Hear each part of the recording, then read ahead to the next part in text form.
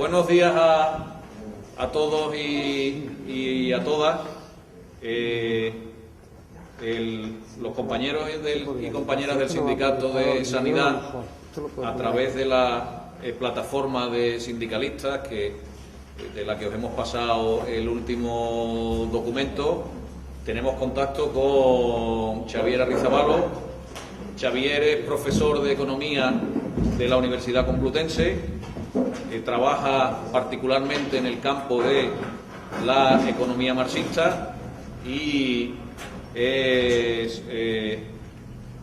ha escrito sobre las crisis y los mecanismos de ajuste en la economía mundial.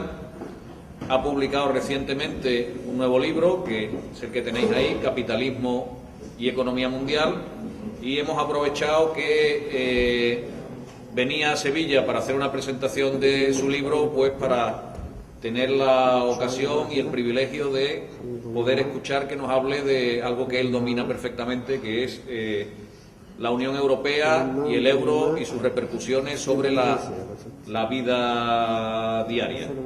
Hemos titulado la charla La Unión Europea y el euro explicada a sindicalistas porque, y es bueno decirlo también, Xavier, además de profesor, es sindicalista, es miembro de la ejecutiva de la sección sindical de comisiones obreras de la Universidad Complutense, que tiene una sección sindical que tiene, si no lo recuerdo mal, más de 500 afiliados y afiliadas, y por lo tanto tiene una posición que compartimos en estos tiempos en los que todo el mundo nos dice que hay que hacer una reforma democrática de la Unión Europea, del Banco Central, del Fondo Monetario Internacional y de todas las instituciones del capital financiero. Los mismos que nos dicen eso normalmente nos dicen que los sindicatos son irreformables y que lo que hay que hacer es destruir los sindicatos que tenemos. Nosotros creemos todo lo contrario, que esas instituciones del capital financiero son nuestros enemigos. Xavier lo explicará seguramente con datos, cifras y citas concretas de los documentos constitutivos, y los sindicatos, por mal que funcionen, por problemas que tengan, que todos conocemos, son nuestras organizaciones y son lo único que tenemos los trabajadores para defendernos.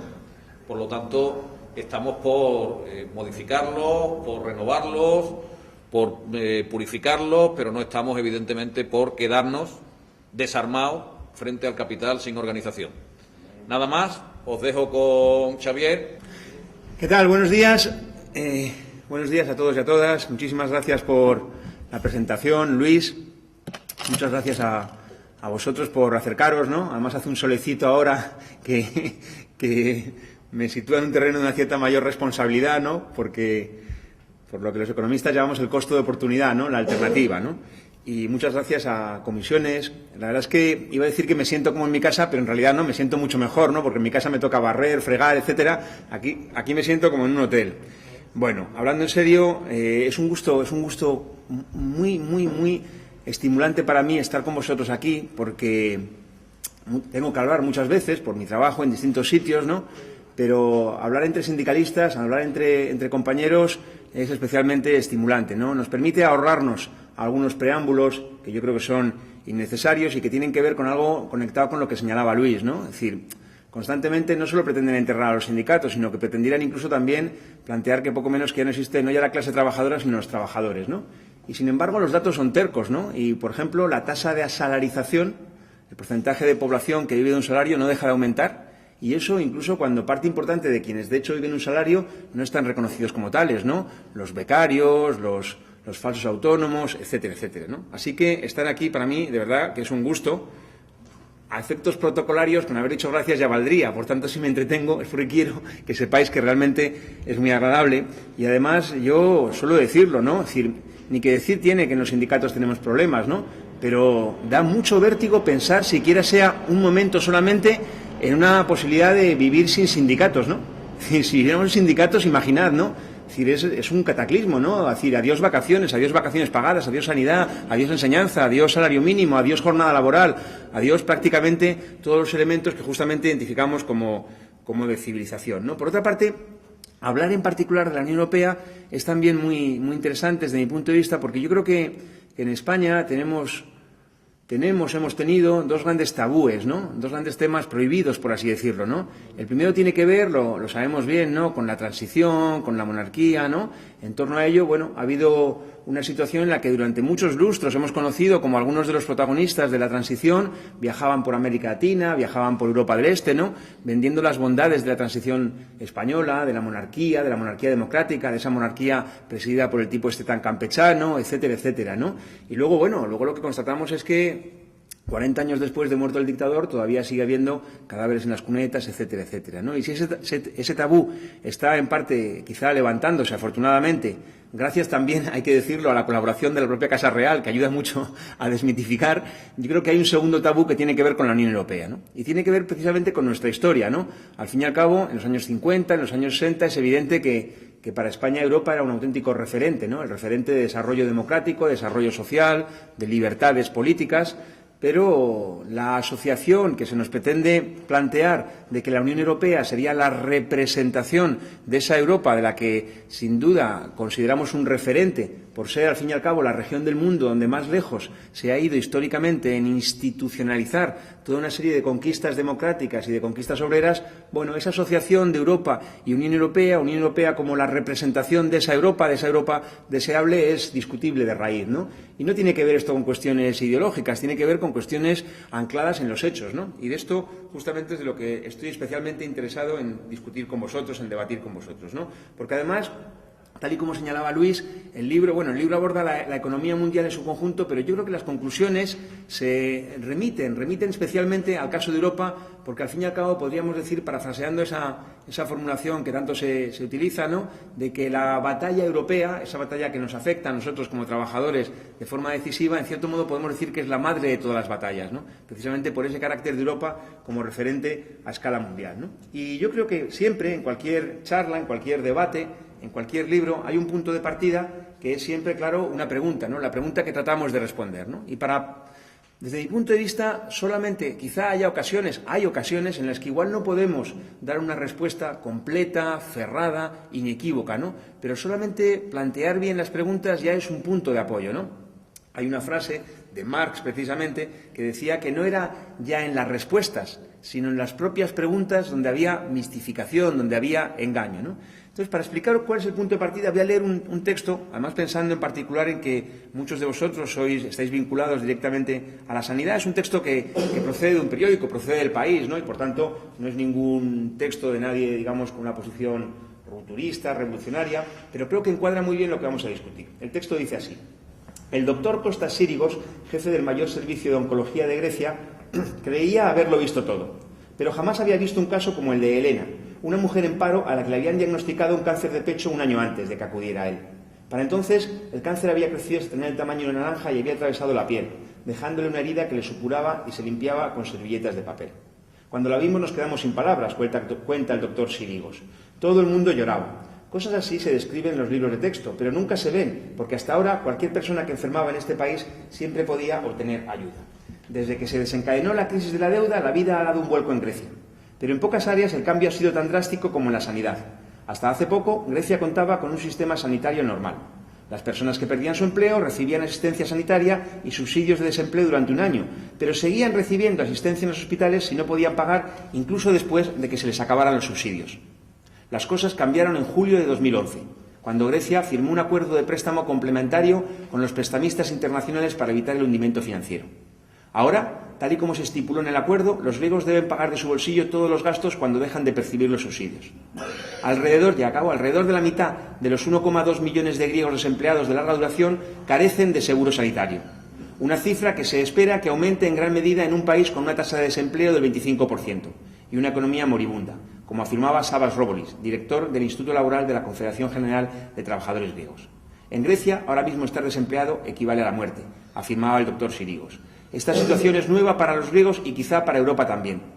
El cambio es especialmente asombroso en la asistencia oncológica, con sus tratamientos prolongados y costosos. Cuando se le diagnostica un cáncer a una persona sin seguro, el sistema simplemente hace caso omiso de ella, afirmaba el doctor Sirigos. No puede acceder a la quimioterapia, ni a la cirugía, ni siquiera a medicamentos sencillos. Este texto que acabo de leer es un texto que define la situación en un ámbito tan delicado, sabéis también, o mejor que yo, como es la sanidad, y estamos hablando de la Unión Europea. Esto tiene lugar en el marco de la Unión Europea de igual modo. Porque claro, quizá podríamos decir, bueno, pero en realidad, claro, se trata de Grecia, ¿no? Es un caso excepcional, ¿no? La situación tan devastadora de Grecia que no es homologable a ningún otro país. Son los países del sur, nos dicen, ¿no? Bueno, en realidad podemos pensar en Alemania. En Alemania hoy el 24% de la fuerza de trabajo, 7,2 millones de trabajadores, tienen los llamados mini-jobs, empleos precarios cuyo salario no supera los 450 euros mensuales y no tienen ningún tipo de prestación social, ni seguridad social, ni subsidio de desempleo, ni siquiera vacaciones pagadas. Alemania, la parte del norte, digamos, del norte del centro de Europa. Pero también alguien podría decir, bueno, pero en realidad esto tiene que ver con una situación excepcional, es la crisis. No, esto viene de mucho antes de la crisis. Desde el año 2003, en Alemania se empieza a disparar el riesgo de incurrir en pobreza para la población y particularmente para la juventud. En el caso español es muy significativo. Conocemos todos cómo los 2 últimos veranos en varias autonomías, en varias comunidades autónomas, se han abierto los colegios durante los meses de verano para asegurar que al menos todos los niños tenían una ingesta alimenticia al día. Y España es una economía de un cierto desarrollo relativo en el contexto mundial, ¿no? Hasta hace unos pocos años pugnaba incluso por entrar en el G7, ¿no? Frente a Canadá, Italia, etcétera, ¿no? Pero en realidad tampoco viene de la crisis. Fijaos simplemente un dato. En 1978, datos oficiales de la Comisión Europea, de Eurostat, en el año 1978 en España los salarios representaban el 67,5% del producto. 67% es muy fácil de identificar qué es. Justo 2/3 partes de la tarta, del PIB del que hablamos tanto los economistas, de la tarta, del producto, de la renta, del ingreso, como queráis llamarlo, los trabajadores disponíamos de 2/3 partes. 2/3 partes, o para quien le guste un poco la aritmética, 4/6 partes, y ahora entenderéis por qué lo complico un poco. Bien, en el año 2013, último dato disponible, los salarios representan el 51,3%, 50%, la mitad. De 2/3 partes al 50%, es decir, de 4/6 a 3/6. Resumen. Desde el año 78, en los últimos 35 años, en España los salarios han perdido 1/6 parte del producto. 1/6 parte del producto, 1/6 parte de la tarta ha cambiado de manos. Pero es que además ese proceso se acelera especialmente entre el año 1993 y el año 2006. ¿Qué es 1993? 1993 es Maastricht, es el tratado que impone los llamados criterios de convergencia, todos los cuales eran puramente monetarios, financieros, que disciplinarán la política económica, y ahí aparecen ya redoblados los esfuerzos privatizadores, desreguladores, etcétera, etcétera. Entre 1993 y 2006, es decir, antes incluso de la crisis, ya se había acelerado ese proceso de pérdida relativa de peso específico de los salarios en el total de la tarta.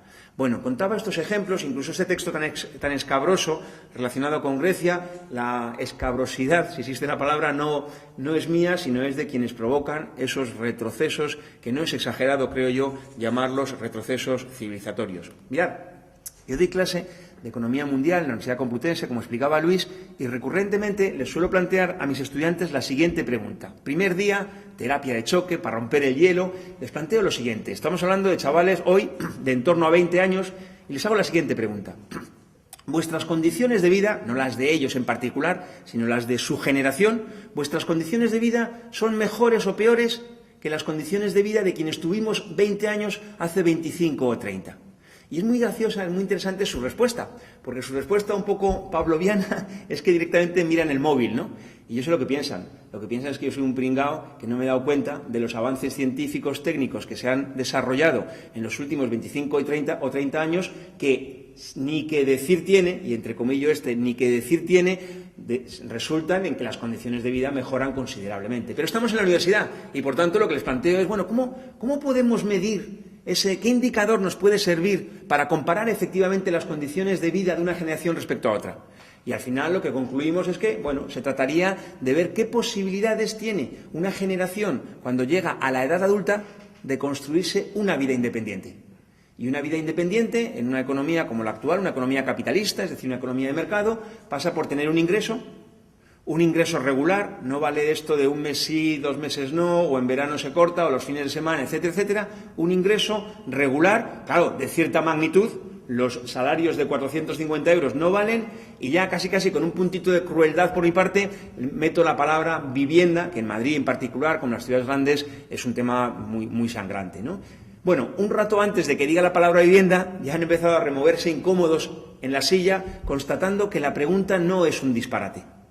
Y que la pregunta no sea un disparate es un auténtico disparate, ¿no? Esto es un juego de palabras, parece, pero simplemente alude al hecho de que cualquiera ingenuamente podríamos pensar, como ellos, mirando sus móviles, ni que decir tiene que después de 25 o 30 años en los que ha habido avances científicos, técnicos tan importantes como los que automáticamente todos identificamos si pensamos en telecomunicaciones, en informática, en nuevos materiales, en biotecnología, en medicina, ingenuamente digo, podríamos pensar, bueno, por tanto, obviamente las condiciones de vida de la gente han mejorado de una forma inequívoca. Lo que ocurre es que los hechos tercos revelan que no es así.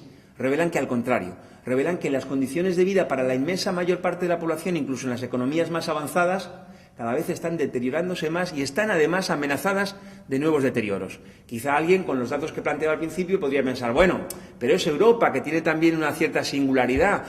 Pensemos en Estados Unidos. En Estados Unidos hay más de 50 millones de personas que no tienen acceso a prestaciones sanitarias, ¿no? Es decir, estamos hablando de cómo cada vez hay un divorcio, una separación más marcada entre las posibilidades materiales que alcanza la humanidad gracias al desarrollo científico, técnico, detrás del cual está la productividad del trabajo, una distancia mayor entre esas posibilidades y la realidad de unas condiciones de vida para la inmensa mayor parte de la población cada vez más amenazadas.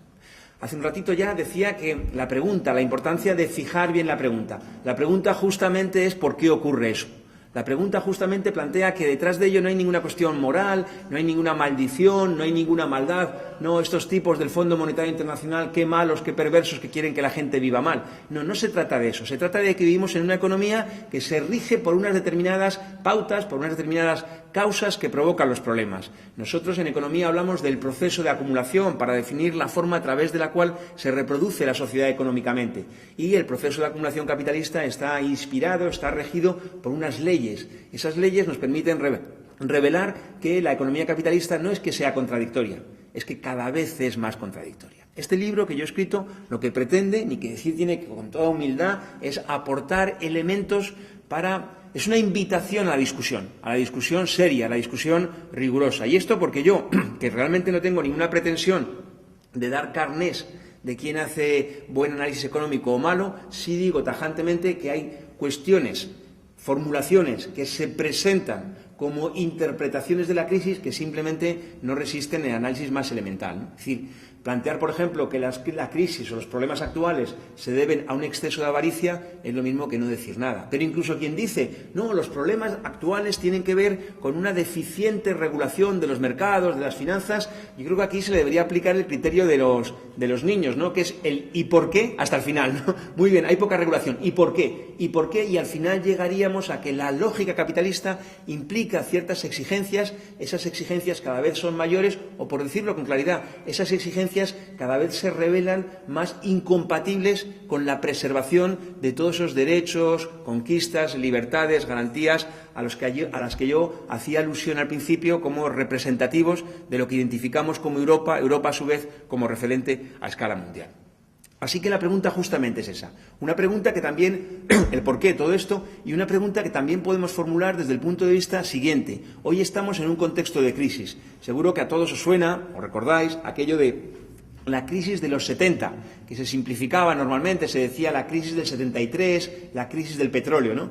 Qué interesante, porque crisis en los 70, crisis hoy, y entre medias, ¿qué? Podemos hacer una cosa, no miramos la realidad y decimos, bueno, pues entre medias expansión, entre medias recuperación, y así tenemos ya el ciclo, crisis, recuperación, crisis y vuelta a empezar.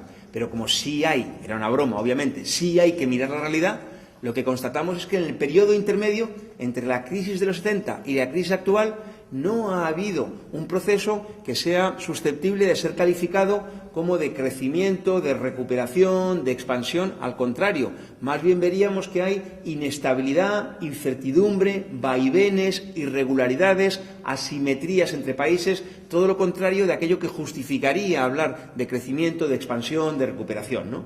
Por tanto, ¿cómo llamamos al periodo intermedio? Un periodo entre la crisis de los 70, repito, y la actual, ¿no? Un periodo que todos identificáis rápidamente si fecho el inicio de ese proceso intermedio, de ese proceso intercrisis en los años 79-80, el cambio de la década de los 70 a la década de los 80, y lo personalizamos, lo identificamos con las figuras de Margaret Thatcher en Reino Unido, de Ronald Reagan en Estados Unidos. Es Es decir, ese punto de inflexión, ¿qué simboliza? Lo que simboliza no es que el capitalismo ponga en marcha un nuevo redespliegue que a su vez permita ampliar los derechos. Todo lo contrario. Lo que caracteriza el periodo intermedio, ese periodo de intercrisis por el que estoy preguntando, es más bien las políticas de ajuste, las privatizaciones, la desregulación, la universalización, la mundialización, la globalización en su sentido real, en el sentido de la mundialización de las mismas políticas económicas en prácticamente todos los países del mundo.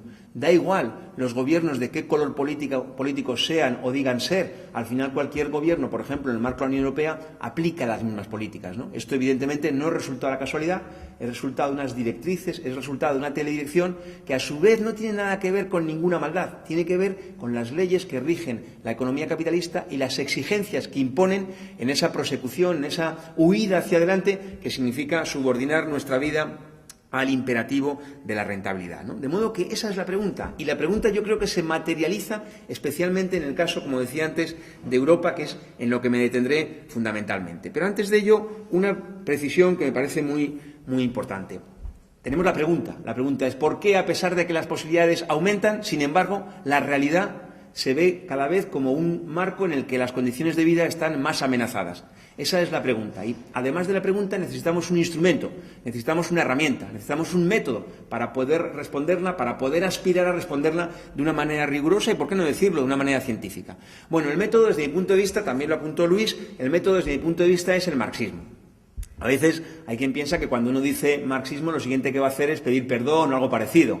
En absoluto, ¿no? Es decir, el marxismo simplemente, el hecho de que es cierto que en nombre o en supuesto nombre del marxismo históricamente se hayan hecho todo tipo de barbaridades, es evidentemente responsabilidad del que las cometiera, encima usando, por así decirlo, su nombre en vano, ¿no? Pero desde el punto de vista que nos interesa, simplemente lo que hay que decir, esto es muy interesante, es poco conocido. Y en las facultades de economía casi cabría decir que menos, lo cual es terrible. Es muy importante entender qué significa el marxismo desde el punto de vista del análisis económico, ¿no? Yo esto, os contaré otra pequeña anécdota con los estudiantes que doy clase yo de economía mundial, que es muy significativa, porque todos los años, y ya yo creo que el mismo hecho de que haga la pregunta denota, por mi parte, un cierto morbo, seguramente hasta insano, ¿no? Porque reiteradamente les hago una pregunta cuya respuesta imagino y acierto, ¿no? Les pregunto lo siguiente a los estudiantes, por ejemplo, ahora en el último plan de estudios llevo bastantes años dando clase en segundo. Les pregunto, las asignaturas que habéis cursado en primero de teoría económica, ¿desde qué enfoque os las han explicado? Y su respuesta siempre es la misma. ¿Sabéis cuál? Me responden con una pregunta, me responden a la gallega. Me dicen, ¿qué es un enfoque? Y entonces yo les digo, una corriente de pensamiento, una escuela teórica, una serie de autores, una serie de planteamientos, y cuando se me acaban los sinónimos, constatamos año tras año el gigantesco fraude que existe en nuestras facultades, ni que decir tiene, gracias Luis, que en los medios de comunicación igual, desde el punto de vista de que se pretende hacer pasar una explicación como la explicación, un enfoque como el enfoque. Y eso es un fraude, porque los estudiantes tienen derecho a saber que las asignaturas de teoría económica se les explica desde una perspectiva en particular, no desde una perspectiva cualquiera, sino de una perspectiva particular, que además, y a esto quería ir porque es muy interesante, si yo me apoyo en el marxismo es porque desde el punto de vista de su condición de método de análisis, el marxismo por una parte es un método de análisis, por otra parte es una guía para la acción, aparcamos esto en este momento, método de análisis, pero método de análisis que en el campo de la economía supone la culminación de la mejor tradición teórica de la historia del pensamiento económico. El Capital, la obra principal de Marx, tiene un subtítulo. El subtítulo es Crítica de la economía política. ¿Qué significa eso de economía política? Economía política era el nombre que Marx daba a una corriente de pensamiento de economistas burgueses, pero economistas burgueses serios. Economistas burgueses que pretendían ir más allá de las apariencias, que consideraban, como efectivamente es, que había que bucear, que para entender la forma que toma el iceberg, la forma que toma el iceberg, es necesario bucear en la parte que no vemos. Porque los otros, Marx los llamaba economistas vulgares, economía vulgar, que como podéis imaginar no era ningún piropo. Economistas vulgares, economistas que en realidad eran meros propagandistas, ¿no? Y con ellos, claro, no había ninguna interlocución posible. Pero había economistas burgueses serios, la economía política, y Marx discute con ellos. Y Marx al final discute, incluso les pone patas arriba, podríamos decir, ¿no? Pero se apoya en ellos. Porque hay un hilo conductor en la historia del pensamiento económico que va afinando los planteamientos, que va enriqueciendo las formulaciones y que culmina en Marx. Y culmina en Marx en el último tercio del siglo XIX. Y es muy interesante que de una forma completamente simultánea surge lo que hoy constituye la economía convencional, la economía neoclásica, la economía ortodoxa, que es una economía que no explica, pero no explica porque no tiene ninguna pretensión de explicar. No explica, no ve porque mira para otro lado. De hecho, bueno, la economía neoclásica podría extenderme mucho en argumentar, en el libro lo hago con cierto detalle, el disparate que constituye, que entre otras cosas parte de lo que llaman ellos el homo economicus, ¿no? Dicen que hay una forma de actuar económica de cualquier persona con independencia de la sociedad en la que viva, ¿no? De hecho, ni más ni menos que se apoyan en el disparate de analizar la economía partiendo de Robinson Crusoe, ¿no? Es decir, para analizar la economía que aborda cuestiones sociales, ni más ni menos que se van a una novela en la que no existe sociedad porque es un tipo aislado, ¿no? Menos mal que Daniel Defoe, el novelista, al final lo corrige porque aparece Viernes y entonces ya se establece una relación de clases, una relación esclavista, y ahí podríamos empezar a hablar de economía como proceso social. Fijaos el disparate que sería, por ejemplo, en el terreno de la filología, pretender explicar algo del lenguaje situando a una persona aisladamente, desconectada de la relación con otras personas, ¿no? Esto es muy interesante porque, como digo, la economía burguesa dominante, la que se entroniza, la que se constituye como dominante en el último tercio del siglo XX, directamente podríamos decir que se autoinmola, ¿no? Es decir, que no explica porque no tiene pretensión de explicar. Pero he mencionado varias veces el último tercio del siglo XIX. ¿Y por qué justamente en ese momento? Porque el último tercio del siglo XIX es el momento histórico en el que en Europa, en gran parte de Europa, se ha desplegado ya plenamente el capitalismo, y ese despliegue permite ver dos cosas. Por una parte, permite ver que en el terreno económico el capitalismo inevitablemente conduce a las crisis, los vaivenes, las irregularidades, con todo su corolario, todas sus consecuencias, desempleo, empobrecimiento relativo y absoluto, etcétera, etcétera. Pero también en el terreno político, el despliegue del capitalismo supone la constitución de la clase trabajadora como movimiento obrero, los primeros partidos obreros, los primeros grandes sindicatos. Y en ese contexto la economía simplemente, la clase burguesa, la clase capitalista, lo que dice es que la economía es un ámbito muy problemático, muy controvertido, muy conflictivo, y hay que directamente amputar del análisis económico todo el componente que tiene justamente de social, de político, etcétera, etcétera. La máxima expresión de esta amputación de la economía, de su contenido social, se da, y no es casualidad, como podéis imaginar, en Chile durante la dictadura. De hecho, en Chile no existen estudios universitarios de economía. Existe un engendro cuyo nombre ya da bien a las claras idea de qué se trata. Existe una cosa que llaman ingeniería comercial, ¿no? Que si no fuera por el drama que supone la eliminación incluso de estudios de economía, sería hasta gracioso quizá, ¿no? Es decir, lo comercial, lo económico, situado en el campo de la ingeniería, en el campo donde no hay intereses, donde no hay elementos contrapuestos, ¿no? Bueno, pues frente a eso, el marxismo es, como decía antes, la culminación teórica de esa mejor tradición histórica del pensamiento económico, que además toma una perspectiva de clase, una perspectiva de la clase trabajadora. Ese análisis marxista, y enseguida ya voy a la Unión Europea, ese análisis marxista plantea una formulación que parte de una ley. Hay un autor, un economista estadounidense, Andrew Kleiman, que tiene una frase que a mí me gusta mucho decir, porque creo que es muy gráfica, incluso sobre todo entendiendo el contexto en el que la pronuncia. Hay una movilización de estudiantes y le invitan, o es una asamblea de estudiantes, eso es, en una universidad estadounidense, y yo me imagino el cuadro, igual no es así, pero me lo invento, y si no nevero, ven trovato, en que él nota, digamos, que la gente lo que le pide es caña, ¿no?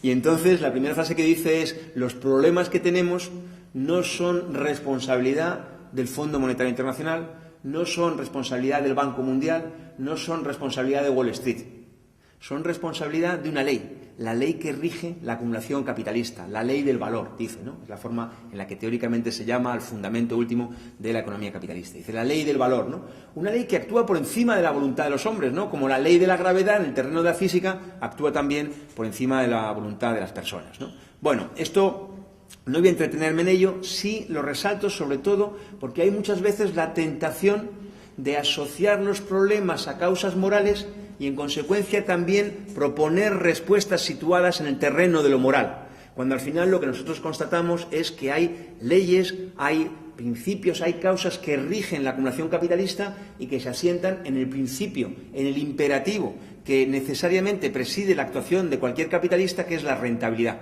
porque la rentabilidad simplemente es un imperativo, es una cuestión literalmente, y no exagero nada, de vida o muerte para cualquier capitalista, en tanto capitalista que no es rentable, proceso de acumulación capitalista que no es rentable, simplemente desaparece como tal, ¿no? Y de hecho, sobre la base de esta ley del valor, Marx culmina el análisis planteando otra ley, la ley que él llama de la caída del descenso tendencial de la tasa de ganancia. La tasa de ganancia no es una cosa que pasaba por ahí. La tasa de ganancia es la rentabilidad. La tasa de ganancia es la fuerza motriz, el leitmotiv de la acumulación. Que la tasa de ganancia tienda a caer plantea problemas graves. Sin embargo, si la tasa de ganancia simplemente tendiera a caer, bueno, diríamos el capitalismo, como economía de mercado que es, como economía no programada, como economía no planificada, lo cual, por cierto, eso ciertamente es anacrónico en este momento, pero como economía no programada incurrirá en crisis, pero podrá salir de ellas. Al final diríamos que el capitalismo es simplemente cíclico. Pero no es simplemente cíclico porque la tendencia a la caída de la tasa de ganancia es solo una tendencia, hay factores contrarrestantes, pero el principal, el último, el decisivo factor que puede evitar que la rentabilidad caiga y que con eso se colapse el proceso de acumulación capitalista es el aumento de lo que en economía llamamos la tasa de plusvalía, para decirlo en plata, el aumento del grado de explotación. Al final no tiene nada de casual, ni siquiera de, como decía antes, de maldades o nada por el estilo lo que ocurre. Vivimos en un contexto en el que lo que se hace es aquello que exige el capital para proseguir, para hacer proseguir el proceso de acumulación, ni que decir tiene que al precio social que todos conocemos, ¿no? Al final, la conclusión de Marx en El Capital se puede resumir de una manera muy gráfica. No es que el capitalismo sea contradictorio, es que el capitalismo es cada vez más contradictorio. Y fijaos que ya podemos trazar un primer lazo entre esa formulación que yo hacía de Grecia, o también de Alemania, o de España, o de Estados Unidos, y algo que tiene que ver con el desarrollo capitalista, con el pleno desarrollo del capitalismo y, por tanto, con el capitalismo en un estadio, el estadio actual, que nosotros caracterizamos como el estadio imperialista. Hay una definición, yo les hago una broma a los estudiantes, les suelo presentar una definición que daba Lenin en 1916 del estadio imperialista, pero oculto que es de Lenin y que es del año 1916. Y les planteo si les resulta un buen punto de partida para discutir de la situación actual, ¿no? Claro, los puntos son 5 que Lenin planteaba, incluían algunos como que la exportación de capitales es más importante que la exportación de mercancías, que se configuran grandes grupos monopólicos internacionales, que se reparte el mundo territorialmente por parte de las grandes potencias, etcétera.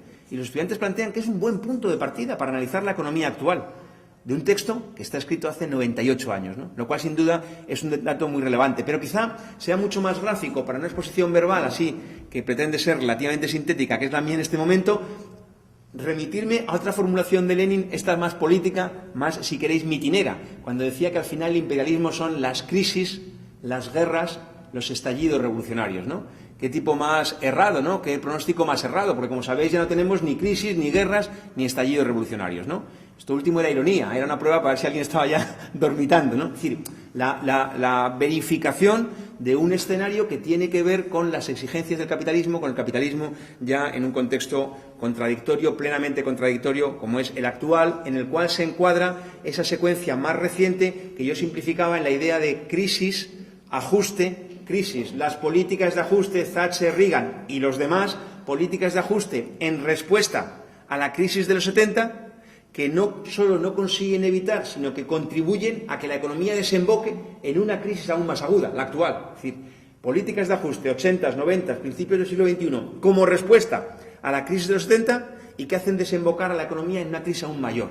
Eso se define coloquialmente como huida hacia adelante, que es justamente en la que nos embarca el capitalismo, embarca, con C, embarca el capitalismo, también nos embarca otras cosas, ¿no? Pero ahora quería decir, nos embarca el capitalismo en la actualidad, una huida hacia adelante. Huida hacia adelante, igual parece una cosa medio eufemística, huida hacia adelante es suicidio, es decir, es dirigirte hacia el sitio desde el que te ataca. Bueno, Unión Europea, Europa.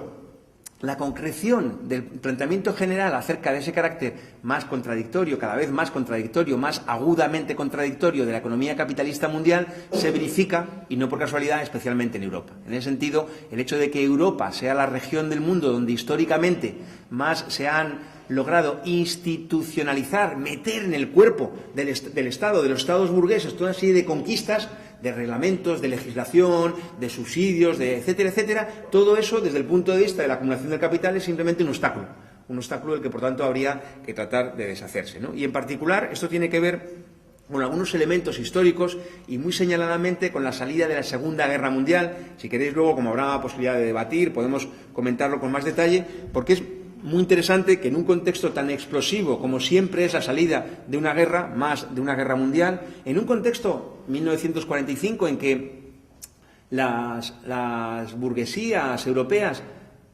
tratan de haber aprendido la lección de la salida de la Primera Guerra Mundial, porque la salida de la Primera Guerra Mundial es la Revolución Rusa.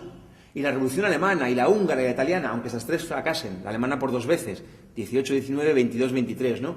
En ese contexto las burguesías lo tienen claro, ¿no? Las burguesías lo que plantean es que están dispuestas a perder un brazo antes que perder la vida, o antes que arriesgarse a perder la vida, y hacen concesiones importantes. El caso de Francia, por ejemplo, es un referente, ¿no? La Sécu, la Seguridad Social francesa, referente mundial, se constituye en la forma en la que la hemos conocido hasta ahora en 1947-48. Pero también son las nacionalizaciones en ámbitos como la energía, como las telecomunicaciones, como los transportes, las infraestructuras, etcétera, etcétera, ¿no? Todo eso, bueno, en 1945 el capital hace concesiones. El movimiento obrero al final acaba aceptándolo porque las direcciones le llevan a eso. Es una decisión miope y se nos revela esa miopía que el llamado estado del bienestar, que en todo caso fue un estado de bienestar relativo, además tenía fecha de caducidad, que es la que estamos constatando en el periodo actual. Pero digamos que las burguesías, la clase capitalista, hace esas concesiones primero porque tiene que hacerlas para aliviar la explosividad social, pero por otra parte puede hacerlas porque el margen de rentabilidad que supone la destrucción de la Segunda Guerra Mundial es gigantesco. Esto se expresa mucho mejor que contándolo yo, remitiéndoos a un chiste de este tipo que publica en El País Andrés Rábago, El Roto, ¿no?, de los años 90, donde se veían a dos tipos así con chistera, ¿no?, es decir, representando capitalistas, banqueros, como queréis decirlo, ¿no?, capital financiero, en el marco de las guerras contra Yugoslavia, ¿no? Y se veía al fondo un puente bombardeado, derruido, humeante todavía, y uno le decía a otro: ¿cuándo vamos a dejar de hacer negocio bombardeando puentes para pasar a hacer negocios reconstruyendo los puentes previamente bombardeados? Es decir, en 1945, en los años inmediatamente posteriores a la Segunda Guerra Mundial, el capital tiene que hacer concesiones para aliviar la explosividad social, pero puede hacerlos. ¿Por qué pregunto esto? Podéis pensar, joder, esto es un rollo de historia económica y además ya bastante remoto. Lo planteo simplemente para pensar en términos actuales si acaso el capital no debería hacer concesiones, por ejemplo, en esa Grecia, donde se cuentan ya por decenas las huelgas generales y donde la próxima vez que en una huelga general conjunta los dos grandes sindicatos se dirijan al Parlamento ya no les va a valer la promesa de un referéndum porque ese cartucho ya lo agotó Papandreou en su momento. ¿No debería hacer concesiones el capital en Grecia para aliviar esa exclusividad? Debería, sin duda. ¿Puede hacerlo? El problema es que las exigencias de la competencia internacional lo impiden. Porque hacer esas concesiones de poner, por ejemplo, un subsidio de desempleo más amplio, que a quien pierde el subsidio de desempleo se le siga atendiendo la sanidad, eso tiene un precio. Y tiene el precio de no pagar la deuda al ritmo que está pagando, lo cual a su vez afecta a la propia posición competitiva de aquellos capitales más expuestos en relación con la deuda griega, en particular en este caso el capital financiero alemán, en todo caso subordinado al estadounidense. En ese marco general, ¿qué significa la Unión Europea? Primero, como siempre, fijaos, simplemente las fechas nos dan mucha información, ¿no? Lo que llamamos el proceso de integración europeo, yo, para abreviar, suelo hablar de Unión Europea, ¿no? Lo cual es doblemente problemático. Primero, porque ni Unión ni Europea, yo diría, ¿no? Segundo, porque en realidad el nombre oficialmente procede de Maastricht, que se firma en el 91 y entra en vigor definitivamente en el 93, ¿no? Hablaríamos más bien de comunidades europeas, esto seguro que lo recordáis, la Comunidad Económica Europea, el proceso de integración. Podemos abreviar llamándolo Unión Europea como nombre propio. Se constituye a partir, el primer tratado es de 1951. Se constituye la Comisión Europea del Carbón y el Acero, 1951. Es decir, un proceso que se negocia, se acuerda, se impone, se gesta en los años inmediatamente anteriores. Pero es que en 1945 había acabado la Segunda Guerra Mundial en Europa, con Europa completamente devastada. Evidentemente, la firma de ese acuerdo en 1951 o incluso en 1957, el Tratado de Roma, que crea la Comunidad Económica Europea y la Comunidad Europea de Energía Atómica, evidentemente no pueden ser comprendidos de una forma ajena al contexto histórico en el que tienen lugar. Y ese contexto histórico es el de la salida de la Segunda Guerra Mundial. Y la salida de la Segunda Guerra Mundial está precedida por un hecho decisivo que tiene que ver con la ostentación de forma inequívoca de la hegemonía, del liderazgo de la economía mundial por Estados Unidos.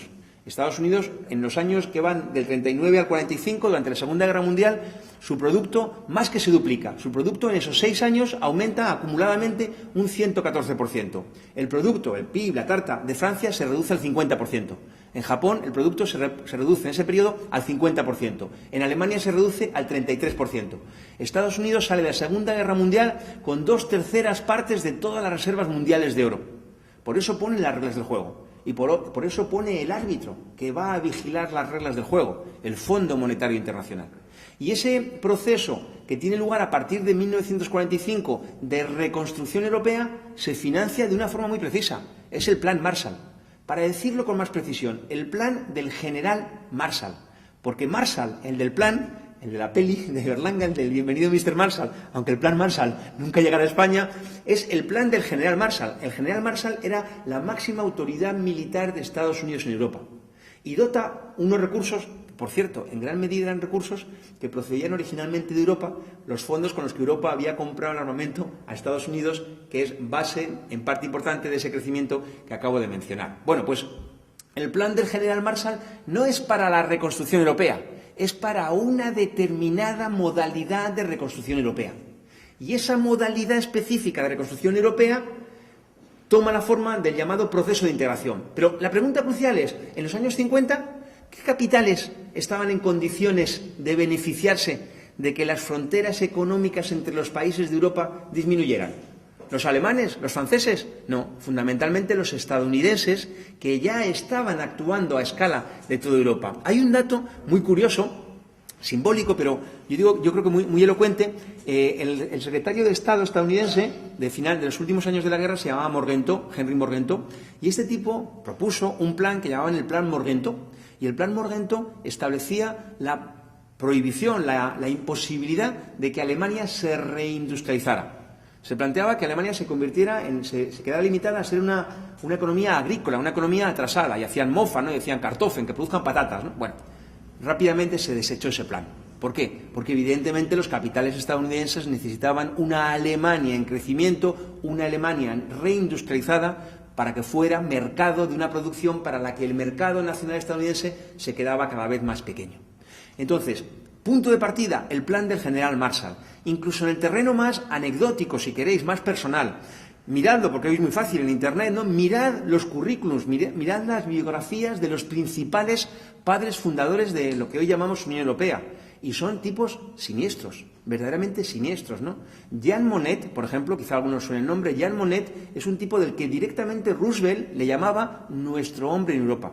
Fundador de la Asociación Europeo-Americana, que justamente consagraba los intereses económicos de Estados Unidos en Europa, ¿no? Además, hasta la propia biografía es interesante porque debe haber un rollo ahí psicoanalítico o algo, ¿no? Porque es hijo de un industrial, productor de coñac, de la región francesa de coñac, que mandó su padre con 18 años a Estados Unidos a abrir mercados, y el tío debió quedar impactado y decidió conservar su vida a abrir mercados, pero abrir mercados para capital estadounidense en Europa. Un tipo siniestro, un tipo que trabajó, por ejemplo, para Chiang Kai-shek, no le hacía ascos a nada, ¿no? Jean Monnet. Hay otro más siniestro todavía, ¿no? Robert Schuman, otro de los padres fundadores de la Unión Europea, ¿no? Robert Schuman, que además está en curso ahora su figura en un proceso de canonización, ¿no? Lo cual no debe ser nada bueno, ¿no? Pero ahí yo reconozco que me pierdo, tengo hasta una pretensión científica como para hablar de canonizaciones, ¿no? Bueno, pues Robert Schuman fue ministro de Pétain, fue ministro del gobierno títere francés de la supuesta Francia libre, que, para decirlo de forma gráfica, puso la gendarmería francesa al servicio de la Gestapo. Es decir, este tipo fue ministro de Pétain, Robert Schuman, ¿no? Es decir, no es la prueba, la prueba de lo que significa la Unión Europea, lo estamos viendo en los hechos, ¿no? Pero lo menciono como datos, digamos, que acaban complementando justo ese carácter no neutral, no ajeno de la llamada integración europea, no ajeno, no desconectado de los intereses de la principal potencia mundial, como no podía ser de otra manera, porque si no, lo de ser potencia sería una cuestión retórica, y no es una cuestión retórica, es una cuestión que se plasma efectivamente. Bueno, a partir de esos orígenes hay un hecho muy interesante desde mi punto de vista, y es que desde los inicios hasta una fecha concreta, 1986, ahora explico por qué, y no es la incorporación de Portugal y España a la Unión Europea, a la integración europea, a las comunidades europeas, desde el 51, 57, desde los 50 hasta el 86, en esos aproximadamente 30 años, este proceso se concentra básicamente en el ámbito comercial. Se trata de abrir mercados, se trata de eliminar las trabas que las fronteras, los aranceles, las cuotas suponen para ese capital que actúa internacionalmente y que, por tanto, las fronteras nacionales les resultan un obstáculo. Para el pequeño, mediano capital nacional, normalmente la producción va dirigida al propio país y, por tanto, esto es bastante poco irrelevante, salvo por el hecho de que le entran capitales que vienen del exterior. Hasta 1986. Hay algunos elementos más, hay algunos intentos monetarios, pero básicamente hasta ahí. En 1986 se firma el Acta Única. El Acta Única pondrá en marcha el proceso conducente al mercado único. Ahora, enseguida, hablamos de ello. Pero antes, las fechas, como siempre. 1986. Es decir, un acuerdo, el Acta Única, que, por tanto, se negocia, se gesta, se acuerda en los años inmediatamente anteriores. Y yo mencioné antes, año 79, mayo 79, cuando Thatcher accede a la presidencia del gobierno en Reino Unido. 1980, noviembre, cuando gana las elecciones presidenciales Ronald Reagan y en el 81, en enero, asume la presidencia. Y entre el 79, 80, 81 y el 86 hay muy poco periodo de tiempo. ¿Con qué relacionaba yo Thatcher y Reagan? Con lo que podríamos identificar como la toma de conciencia por parte del capital en el sentido de que la crisis de los 70 no es una crisis más, no es una cuestión puramente coyuntural, es una crisis de gran calado, que plantea la imposibilidad de sostener ese statu quo con una serie de conquistas obreras, democráticas, etcétera, etcétera. Thatcher, Reagan, y luego los demás, porque luego viene Kohl, y luego viene Felipe González, etcétera, etcétera. Y yo creo que es muy interesante señalar cómo hay cuando yo decía antes, el ajuste, la mundialización del ajuste. Pero claro, por ejemplo, en América Latina, en África, imponer el ajuste es relativamente fácil. Ese ajuste fondomonetarista, privatizador, desregulador, en un contexto en el que hay dictaduras, en un contexto en el que los estados nacionales, incluso la clase trabajadora, la clase obrera organizada, muchas veces es relativamente débil. Pero claro, imponer el ajuste, desmantelar todo ese entramado de conquistas en el marco de las sociedades europeas, donde la clase trabajadora es mucho más potente, la clase trabajadora organizada, con sus grandes sindicatos, sus partidos, etcétera, etcétera, esto es mucho más complicado. Y ahí vamos a ver cómo el mecanismo a través del cual se va a poder disciplinar el ajuste en Europa es precisamente la integración europea. Primer instrumento, Acta Única. El Acta Única pone en marcha a partir del año 86, con la perspectiva de que culmine en el 93, Mercado único. ¿Mercado único qué quiere decir? Libre circulación de mercancías, personas y capitales, por partes. La libertad de circulación de mercancías prácticamente ya existía porque precisamente la reducción arancelaria había limitado enormemente las trabas, digamos, a esa circulación de mercancías entre los países europeos. La circulación de personas. Bueno, la circulación de personas tiene mucho más que ver con un carácter retórico, con un carácter real, pero por si hubiera alguna duda, justo antes, unos pocos días antes de que yo viniera aquí, me ayudó el tribunal alemán que planteó que esto, de que haya circulación de personas plena, de acuerdo a lo que se firma y se declara, ni mucho menos va a ser real si eso tiene alguna implicación desde el punto de vista de los derechos sociales. Pero al grano. El mercado único, el acta única que pone el medio para llevar a cabo el mercado único, fundamentalmente lo que tiene por objetivo es la libre circulación de capitales. Y la libre circulación de capitales, digámoslo con claridad, es incompatible con la preservación de la soberanía nacional, que es el único marco en el que pueden preservarse esos derechos democráticos. El ejemplo más claro de lo que significa la libre circulación de capitales es Irlanda, el llamado milagro irlandés, el milagro celta. Siempre están esos tíos con lo de milagros, tiene pinta de que no se lo creen ni ellos. Bueno, el llamado milagro celta, fundamentalmente, ¿en qué consiste? Con 3 o 4 datos lo resolvemos. Primero, impuesto de sociedades, impuesto de ganancias. De un 40% de las ganancias se reduce a un máximo del 12,5%. Máximo. Segundo, salarios. Los salarios en 1980 en Irlanda representaban el 70% del producto. Hoy representan el 42%. Es decir, ahí la caída ha sido mucho más aguda, 28%. Más de una cuarta parte de la tarta ha cambiado de manos en ese periodo. Y el resultado de todo esto, que, mirad, el caso de Irlanda es fascinante desde el punto de vista de análisis, pobres irlandeses ahí como conejillos de Indias, lo somos todos en realidad, porque en Irlanda, desde el año 98 hasta el año 2007, en esos 10 años incluidos ambos, Irlanda tuvo superávit fiscal, superávit en las cuentas públicas, todos los años menos 1, 2002, que fueron 2 décimas. Todos los años superávit, ¿no? Primera consideración, qué disparate. Irlanda es una economía que en el contexto europeo es relativamente atrasada. Y esto lo dijo, creo, un entrenador de fútbol, ¿no? Los millones en el campo, no en el banco, ¿no? ¿Qué sentido tiene que una economía como la irlandesa, con carencias importantes, no ya en términos de infraestructura, sino en términos sanitarios, educativos, esté teniendo superávit en las cuentas públicas? Es un disparate. Pero hasta el año 2007, decía. Año 2008, déficit público respecto al producto de Irlanda, 4%. Pasando incluso ese sacrosanto 3%, que si queréis luego os digo en qué cafetería de París se decidió eso, evidentemente sin ningún rigor, eso del 3%. Año 2009, 14% del PIB. Año 2010, 31% del PIB. Esto de 31, ¿qué es? Mucho poco. Esto del 31 es una barbaridad. Estamos diciendo que en solo 2 años, los que van de 2008 a 2010, se ha constituido un déficit equivalente ni más ni menos que a 1/3 parte de toda la producción anual irlandesa. Y eso, muy sencillo, rescate bancario.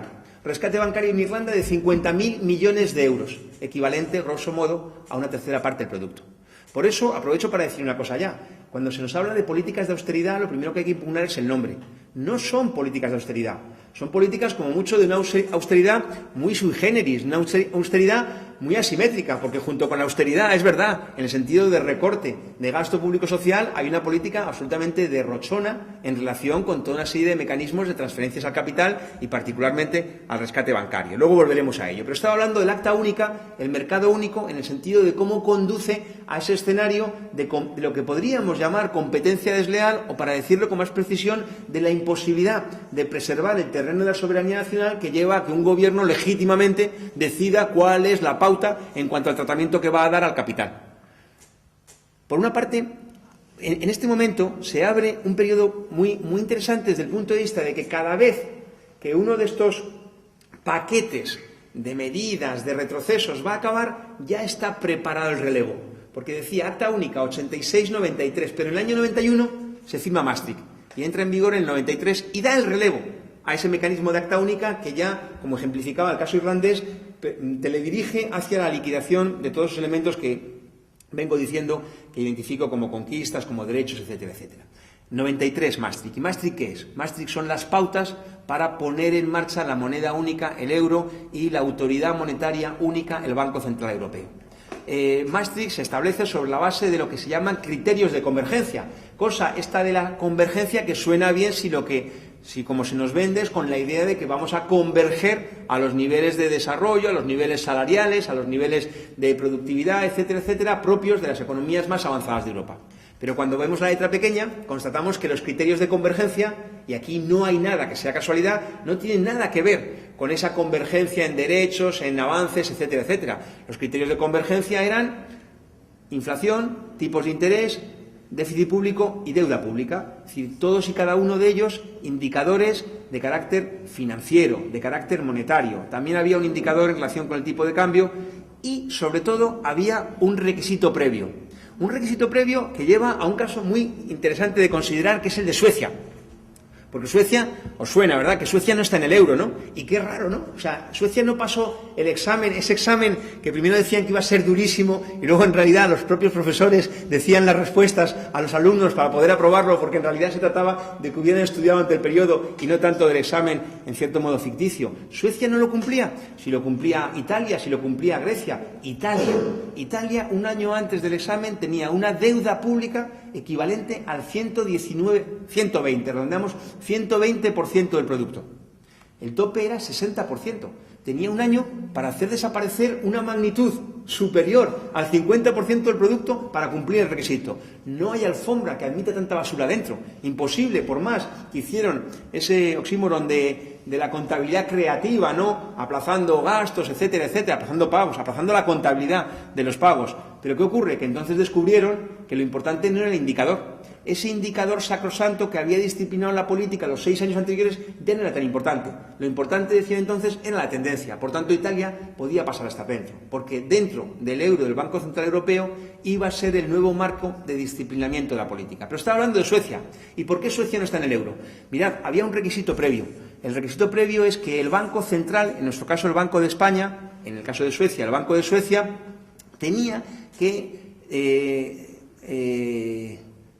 que aplicársele un nuevo estatuto, el Estatuto de Autonomía, que fuera autónomo, que no estuvieran sometidos los bancos centrales a ningún mecanismo de control democrático. ¿Y qué ocurre en Suecia? En Suecia no hay constitución, hay 4 leyes que se llaman leyes fundamentales, que globalmente componen lo que sería la Constitución, que expresamente establecen que el Banco de Suecia debe estar controlado por el Parlamento de Suecia. En plata, Suecia no está en el euro porque Suecia es demasiado democrática para estar en el euro. El euro es un club que no admite a aquellos miembros que tienen referentes democráticos tan elementales como que la autoridad monetaria esté sometida justamente a un control democrático o más o menos democrático como el que puede desarrollar el Parlamento, en este caso el Parlamento sueco, ¿no?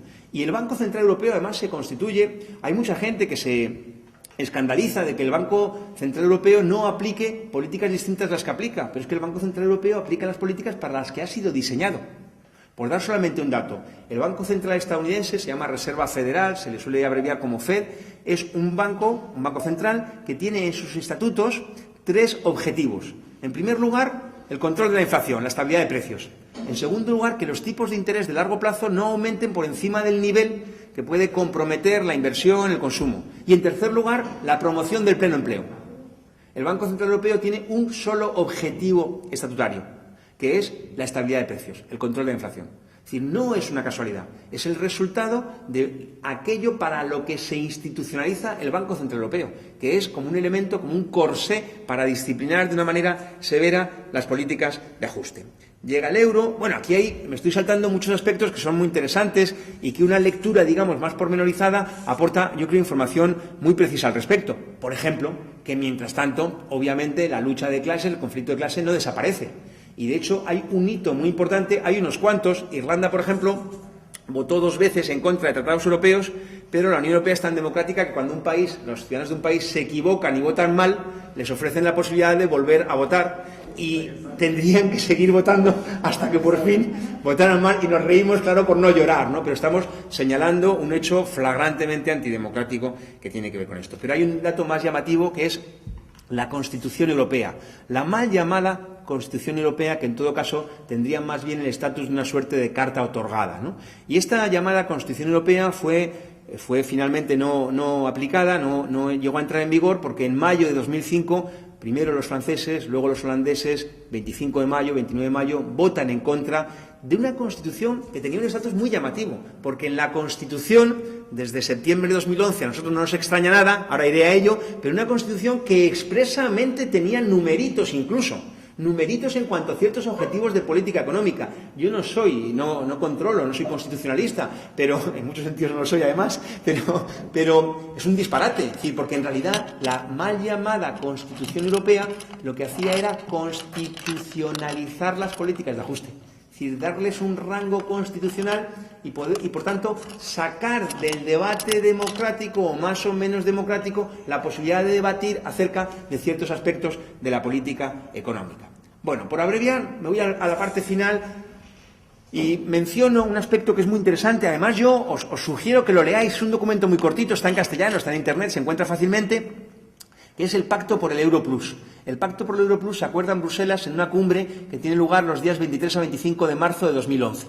Ese documento es muy, muy interesante porque yo creo que probablemente por primera vez habla la Unión Europea de una manera tan clara. Ya sabéis que los organismos internacionales suelen ser bastante crípticos en sus formulaciones, ¿no? Bastante enrevesados, hablan con poca claridad acerca de qué deben hacer, ¿no? Bueno, el BBVA y el propio Gobierno a veces hablan con más claridad, como en el periodo reciente, ¿no? Pero es muy interesante porque en ese documento se consignan 3 aspectos que indican perfectamente, con una claridad absoluta, en qué o refuerzan o refrendan la cuestión acerca de qué es la Unión Europea en ese sentido que yo digo de mecanismo para el disciplinamiento del ajuste. Y, por tanto, que en relación a lo que planteaba Luis al principio, elude toda posibilidad de una supuesta reforma o un supuesto embellecimiento. Decía, Pacto por el Euro Plus, un documento que sugiero que leáis, os va a gustar, quizá no os guste mucho el contenido, pero leerlo de forma directa es bueno, porque es un documento en el que con mucha claridad, lo cual no es habitual en los organismos internacionales, plantea en concreto 3 aspectos muy destacados. El primero es que dice expresamente que el impuesto de sociedades, el impuesto de ganancias, debe dejar de ser competencia nacional. Claro, la pregunta es, y por tanto, ¿competencia de quién? De nuevo, ¿dónde queda la democracia? El segundo aspecto que menciona es el siguiente. Dice, todos los países deben incorporar en su legislación, dicen, la frase literal es, con el mayor rango legal posible y preferentemente constitucional, cierro comillas, lo que llamamos la regla de oro, la prioridad absoluta en el gasto público al pago de la deuda con el capital privado. El mayor rango legal posible y preferentemente constitucional. Y fijaos las fechas, marzo de 2011. En agosto de 2011 es cuando el presidente del Banco Central Europeo escribe a Zapatero la famosa carta que se lleva y que luego solo conocemos a través de sus memorias estas que publica y le da salida ahí. Y en septiembre de 2011 el BOE, el Boletín Oficial del Estado español, publica la modificación del artículo 135 de la Constitución, cuya lectura merece la pena. Leedla, son 10 renglones y merece la pena, porque cualquiera con una mínima sensibilidad democrática, o por decirlo más claramente, con una mínima decencia, constata la incompatibilidad frontal con la democracia más básica de un artículo constitucional que establece una prioridad de gasto para cualquier gobierno. Es decir, en términos constitucionales, un supuesto gobierno que salga de las próximas elecciones en España, que decida poner como prioridad de gasto el combate contra el desempleo o el combate contra los desahucios, estaría incurriendo en una ruptura con el marco constitucional que señala estrictamente que la prioridad del gasto público debe ir orientada al pago de la deuda privada. Y la tercera cuestión que señala este pacto por el Euro Plus es muy interesante, porque además nos permite cerrar el círculo de la explicación. La cuestión que señala es que yo creo que por vez primera, o al menos por vez primera con tanta claridad, aparece negro sobre blanco la expresión Fondo Monetario Internacional. Y dice expresamente que el Banco Central Europeo debe coordinarse, debe poner en marcha unas políticas acordes con las directrices del Fondo Monetario Internacional. Si nosotros hablamos de los años 80, 90 en América Latina y vemos cómo el Fondo Monetario Internacional, más que tutela, de hecho dirige de una manera directa la política económica, seguramente no nos choca. Al fin y al cabo diríamos, bueno, son economías dependientes, economías subordinadas, economías en las que históricamente la transición al capitalismo se impuso desde fuera, no se constituyó una clase burguesa, industrial, nacional, potente, el control, la clase dominante es más bien una alianza entre el capital extranjero y la vieja oligarquía, normalmente terrateniente, etcétera, etcétera. Se entiende que ahí Estados Unidos, a través del Fondo Monetario Internacional, conduzca de una forma muy directa la política económica. Pero ahora estamos hablando de Europa. Y a través de un mecanismo que todos conocéis, que es la Troika, vemos que efectivamente el Fondo Monetario Internacional pasa a tutelar de manera directa la política económica, como por ejemplo en España, donde cada 14 días venía una misión de Washington para decirle al gobierno qué tenía que aplicar. Por cierto, probablemente este gobierno lo aplicaba con gusto, pero eso es otro problema. En todo caso, se teledirige directamente la política económica. No es una cuestión cualquiera, porque además la fórmula troika es una fórmula tramposa. Porque bajo la fórmula troika nos dicen que hay una organización tripartita: Banco Central Europeo, Comisión Europea y Fondo Monetario Internacional. Pero en realidad, el Banco Central Europeo ya estaba aquí. Y la Comisión Europea estaba aquí. Por tanto, ¿cuál es el elemento novedoso de la Troika? La Troika, hay que decirlo con claridad, es el caballo de Troya a través del cual se mete directamente el Fondo Monetario Internacional. Es decir, el capital financiero estadounidense a dirigir de una forma cada vez más directa la política económica en Europa. Y esto es muy importante porque a menudo se nos lanzan cantos de sirena, sobre todo en relación con Alemania, y hay que decir una cosa. Claro que en el contexto europeo no es lo mismo Grecia que Alemania o no es lo mismo Portugal que Francia, sin duda. Pero Europa, la Unión Europea, como señala ese lazo entre el Plan Marshall y la Troika, fijaos, el Fondo Monetario Internacional, ese engarce, la Unión Europea es un mecanismo de subordinación a Estados Unidos. Y esto no es un tema de demonizar a Estados Unidos ni lo contrario. Yo no he hablado en ningún momento en términos morales. Estoy hablando en términos de describir lo que hay y proponer una interpretación acerca de por qué ocurre lo que ocurre. Y esto yo creo que se desvela con claridad porque cuando ha habido situaciones de verdadera crisis en Europa, una crisis no ya económica, sino una crisis que abría un espacio para elementos de explosividad, incluso revolucionaria, ¿quién resuelve? Y no lo digo como bueno, en este caso, el uso del verbo resolver. ¿Quién zanja la cuestión? Es directamente Estados Unidos. Y fue Estados Unidos en los años 90 quien bombardeó una capital europea, Belgrado, para zanjar la cuestión Yugoslavia. Y fue Estados Unidos quien en 2011 toma directamente las riendas en Portugal para aplicar esas políticas que llevan las consecuencias que yo señalaba gráficamente al principio. O es Estados Unidos quien pone el primer ministro en Grecia, Lucas Papadimos, que es un tipo que viene de Goldman Sachs. Y en Italia, Mario Monti, que viene de Goldman Sachs. Este Mario Monti tiene una frase que merece, yo creo, la pena ser citada, que es cuando en septiembre de 2012 en Washington le preguntan, un periodista le pregunta si va a presentarse a las próximas elecciones en Italia. Y la respuesta es muy significativa del momento histórico que vivimos. Porque la respuesta es no voy a presentarme a las elecciones, pero no descarto seguir siendo presidente del gobierno. No es una cuestión cualquiera, es el mismo marco en el que el País Negocios titulaba 4 columnas. El gobierno que salga elegido en las elecciones de Portugal aplicará un durísimo plan de ajuste. Vamos, como para estimular el voto, si hacía buen tiempo en Portugal, e ir a votar, porque era decisivo el voto en un sentido u otro. Bueno, ironizo solamente para señalar la magnitud de los problemas. Conclusiones. Acabo y os doy la palabra para debatir, para comentar fraternalmente todo lo que queráis. La primera conclusión que yo quiero extraer de todo lo expuesto es la siguiente. Desde el punto de vista del análisis económico, en el terreno de la economía no se va a dilucidar el futuro. El futuro de la humanidad, el futuro de Europa, el futuro de España, no se va a dilucidar en el terreno del análisis económico. Pero el análisis económico, parece que estoy tirando piedras sobre mi tejado siendo profe de economía, ¿no? Pero en el terreno económico podemos sacar una conclusión muy importante, importantísima, porque en el terreno económico podemos establecer con claridad qué es posible y qué no es posible. Y eso no es poco, porque eso en particular nos permite no caer en aquellos cantos de sirena, y las sirenas no existen, aquellos cantos de sirena que nos dicen que todo es posible, que todo es conciliable, que todo es reformable, que todo es arreglable. Hay dos multinacionales del tema estos de material deportivo que son finas, ¿no? Las multinacionales buscando eslóganes, ¿no? El de Nike dice just do it, ¿no? Simplemente hazlo, ¿no? En realidad todo es posible, ¿no? Da igual que tengas 53 años y una cadera rota, que si tú te lo planteas puedes ser plusmarquista mundial de maratón, ni que decir tienes y compras las zapatillas nuestras y todo lo demás correspondiente, ¿no? El de Adidas es mejor todavía, el de Adidas es impossible is nothing, ¿no? No hay nada imposible. Pues es mentira, hay cosas imposibles. Y en particular, lo que de mi análisis yo derivo, tanto en términos, y mi análisis es en realidad el análisis en el que yo me inscribo, tanto en términos, con todo el despliegue teórico, con todo el despliegue histórico, lo que plantea es que la situación actual no es resultado de la casualidad, sino es resultado de que los requerimientos, las exigencias de la rentabilidad hoy son incompatibles con la preservación de las conquistas democráticas, de las conquistas obreras. Eso señala un escenario muy interesante porque, por ejemplo, y hay un dato, un caso concreto que yo creo que vale la pena señalar porque es muy elocuente, ¿no? Que es el caso del Parlamento Europeo, ¿no? Mirad, yo no desvelo nada que no se sepa si digo que el Parlamento Europeo no es un parlamento. Digo, no es un parlamento digno de tal nombre, si entendemos por parlamento lo que incluso pues, estudia, ¿no? De la separación de poderes, el trasfondo democrático, etcétera, etcétera. Pero que no sea un parlamento no es lo más relevante.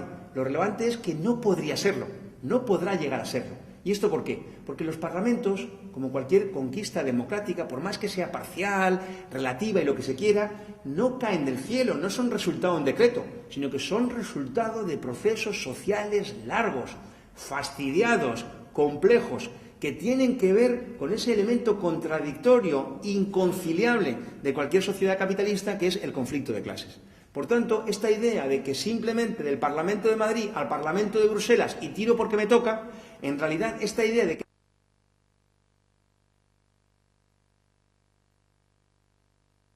nos roban los discos y los libros, y entonces sí, comparemos la mudanza de un parlamento a otro, porque el Parlamento Europeo no es que no sea un parlamento, es que no podría serlo, porque el Parlamento solo puede ser la representación de un proceso democrático profundo, de lejos, que viene de lejos, etcétera, etcétera.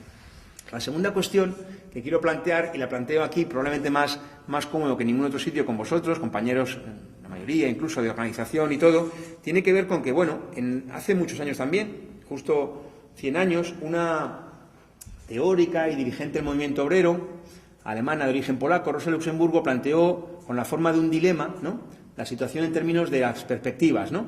Bueno, ya lo atribuye a Engels, aunque yo al menos la cita de Engels no la conozco, que es lo de socialismo o barbarie, ¿no? Cuando uno dice socialismo o barbarie, quizá alguien piense esto no es agua, y a este de Madrid ya se le ha subido toda la cabeza y está planteando en plan rimbombante lo de la barbarie. Bueno, primero, hablar de barbarie no es hablar de un posible futuro. Hablar de barbarie es hablar de lo que está ocurriendo ahora mismo. Y he dado unos cuantos datos al principio. Doy otro. La siniestralidad laboral en España antes de la crisis provocaba resultado de muerte en aproximadamente 1.000 trabajadores al año. Eso que es mucho poco. ¿Comparado con qué? Podemos decir, no, es una cuestión simplemente estadística, como cuando se muere en un maratón uno y dice, no, como corrían 40.000 es que estadísticamente tocaba uno. Ya. Pero la incidencia de la siniestralidad laboral con resultado de muerte era casi el triple entre precarios en comparación con los que tenían un contrato regular. Por tanto, no era ninguna inevitabilidad. Era que los capitalistas se ahorraban el coste de aquello que hoy permite reducir hasta en una tercera parte el riesgo de siniestralidad con resultado final de muerte. Eso es un elemento de barbarie. Muchas veces nos dicen, en relación con el euro, nos dicen, no, salirse del euro es el caos. Bueno, pues de eso podemos debatir. Pero de lo que no podemos debatir, porque lo constatamos, es que estar en el euro es el caos, porque el caos son todos los elementos que yo he ido mencionando al principio y a lo largo de la exposición.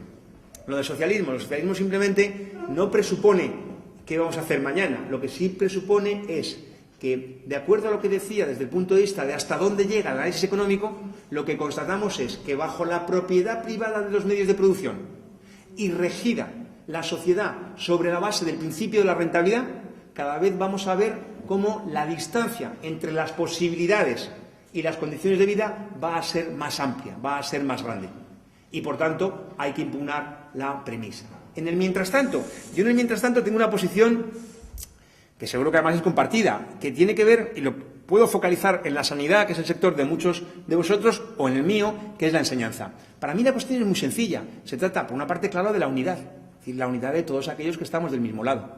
Y esto, yo creo que nuestras direcciones tienen una cierta responsabilidad, ¿no? Y lo digo de una forma completamente respetuosa y fraternal. Y tienen la responsabilidad de que no nos engañemos. Si las direcciones de los partidos y sindicatos que dicen defender realmente los derechos, por ejemplo, en el ámbito de la enseñanza, pusieran los medios, no nos engañemos. Wert seguía el camino de Gallardón en menos de 48 horas. Y después de Wert, Mato. Y después de Mato ya directamente Rajoy.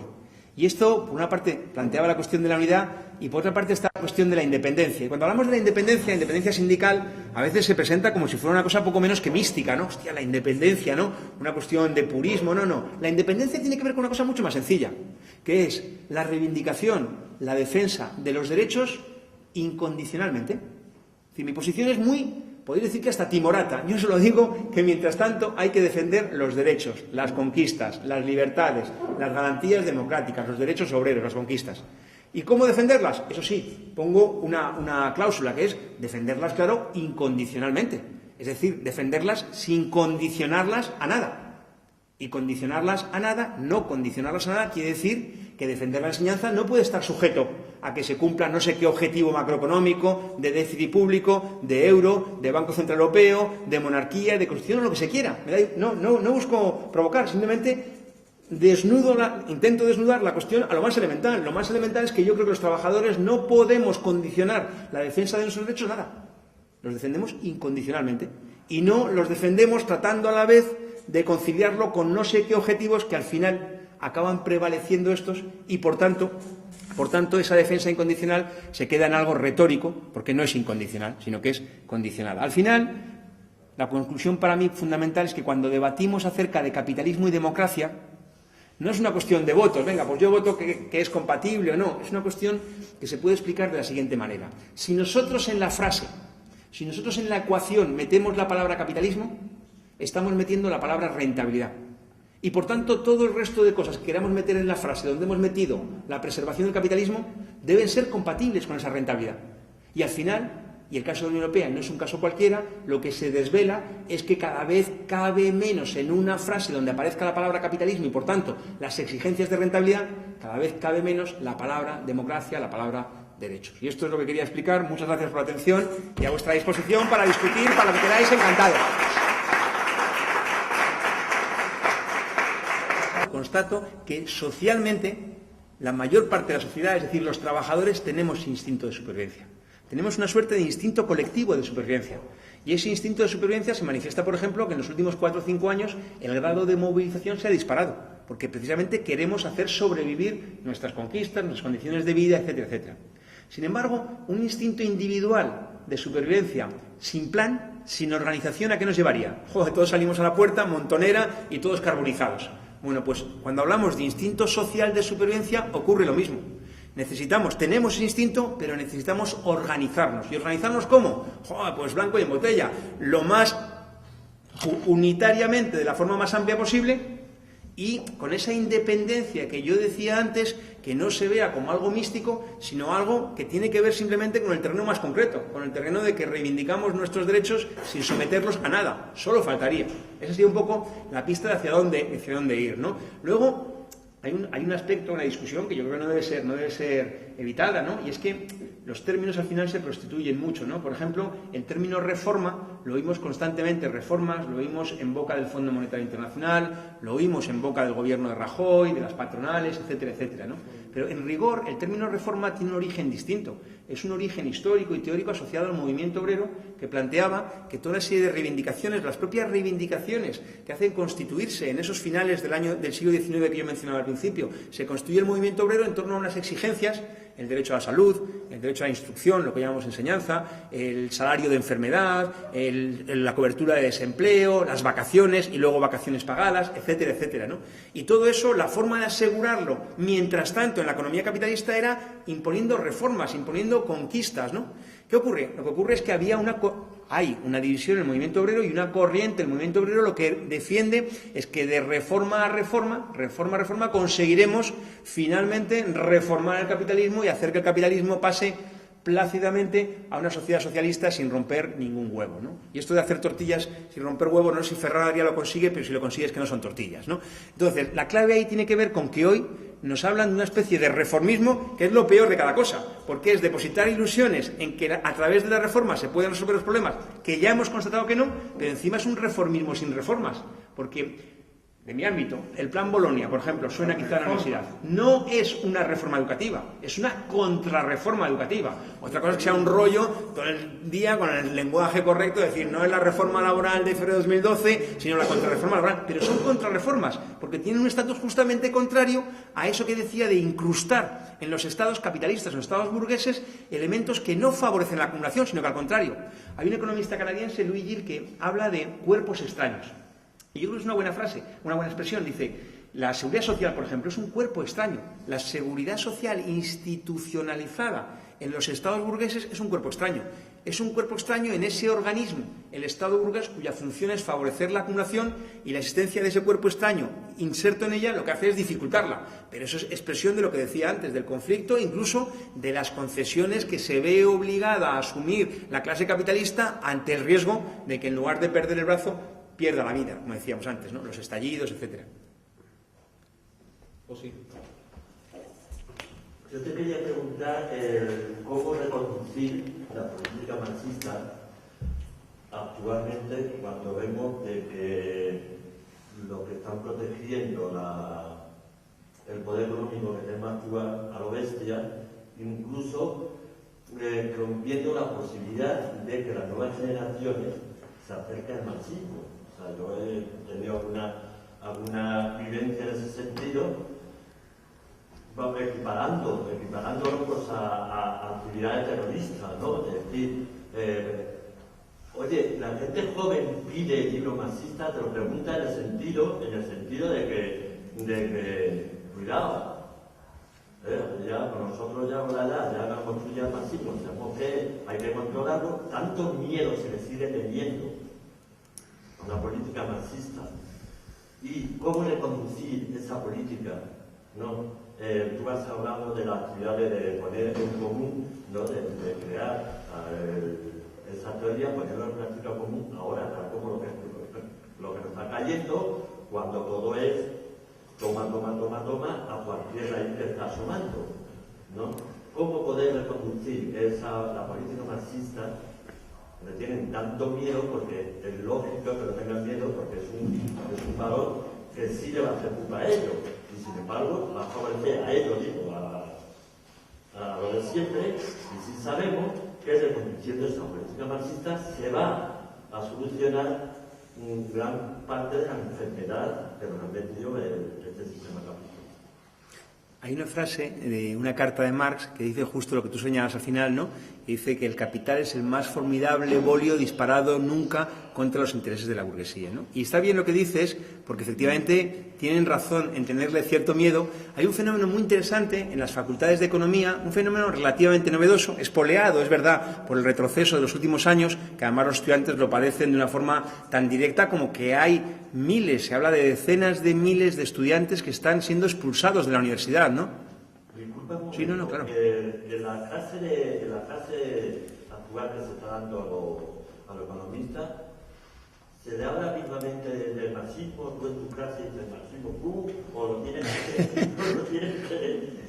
Justo de eso iba a hablar, El elemento novedoso del periodo reciente es que, frente a la cerrazón absoluta por parte de quienes controlan el ámbito académico, que son los mismos que controlan el ámbito político, mediático, etcétera, en el sentido de ningún espacio para el marxismo y en general para planteamientos críticos heterodoxos, sin embargo, se topan con el hecho de que los estudiantes hoy aprecian de una manera mucho más directa que las formulaciones teóricas que les explican no sirven para explicar la realidad, ¿no? Y por tanto hay cada vez una receptividad mucho mayor al análisis marxista. Nosotros, por ejemplo, tenemos un diploma de formación continua en la Complutense, que además, esto es anuncio, pues se puede hacer a distancia también, que cada vez tiene una acogida mayor porque los estudiantes lo que plantean es que quieren explicar las cosas, que no quieren ocultarla. Hay una frase de Rosa Luxemburgo, en un libro muy recomendable suyo, que es de 1916 también, se llama Introducción a la economía política, está en castellano, escrito en la cárcel, en la que comienza el libro ella diciendo: la economía es una ciencia extraña. Y acaba explicando por qué en el primer capítulo, ¿no? Y dice: nuestros economistas, nuestros doctos burgueses, dice ella, ya no están interesados en explicar cómo funciona la economía capitalista, sino al contrario. Están interesados en ocultarlo, para solo de esta forma poder sostener que el orden actual es el único orden posible. Pero en relación con esto, y es buena la reflexión, porque yo creo que la clave tiene que ver con que la ideología dicho, si queréis, incluso en sentido peyorativo, ¿no? La ideología solo tiene un alcance limitado, ¿no? Tiene un alcance limitado, en primer lugar, que exige cierta complicidad en la dirección de las organizaciones obreras, y en segundo lugar, la ideología, sin al menos migajas, al final se desmorona. Es decir, los estudiantes no pueden seguir vendiéndoles que España va bien cuando lo que están viendo es que sus hermanos mayores se van fuera con billete de ida o que son expulsados de la universidad, etcétera, etcétera, ¿no? Un dato muy fino pero muy interesante sobre esto de la expulsión de alumnos de la universidad.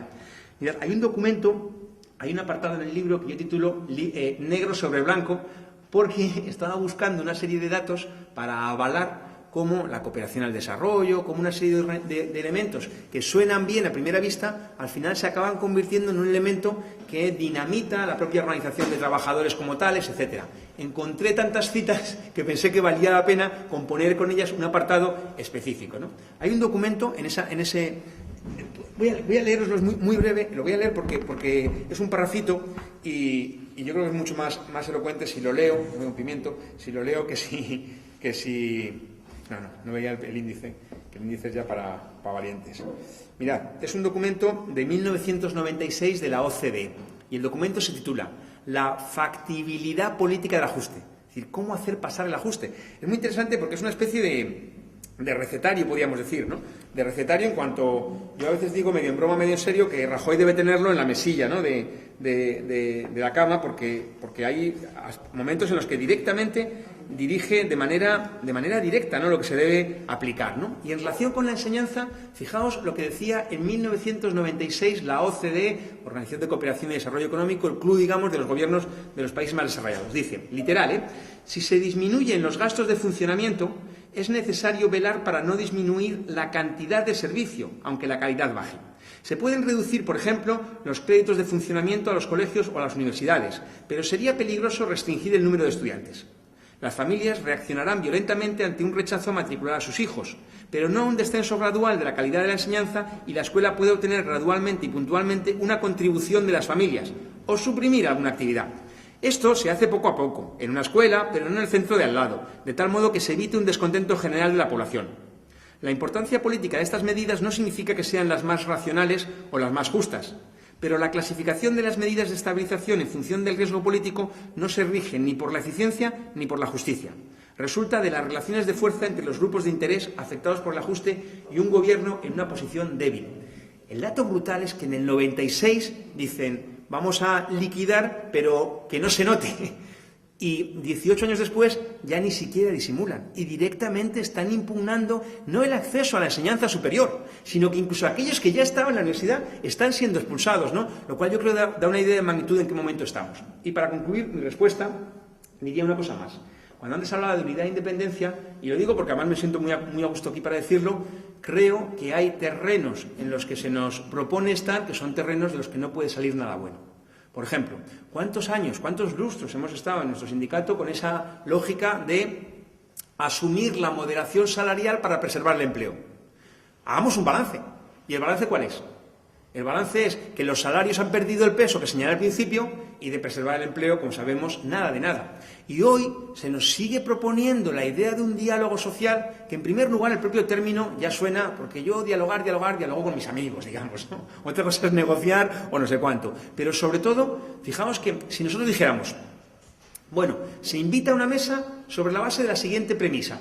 Se suspende la vigencia de la contrarreforma laboral de febrero de 2012. Bien. Ahí, sobre esa base, puede tener sentido discutir, pero ir a una mesa donde el Gobierno no dice absolutamente nada de retroceso, es decir, ¿eso a qué afecta? Finalmente, creo yo, a lo que afecta es a lo que decía en términos de la pérdida de independencia y, por tanto, al final, acabar subordinando a nuestras organizaciones, ¿no? Y ahí nos plantea un problema real. Nosotros tenemos elecciones sindicales dentro de 15 días. Imaginaos el problema que nos plantea, ¿no?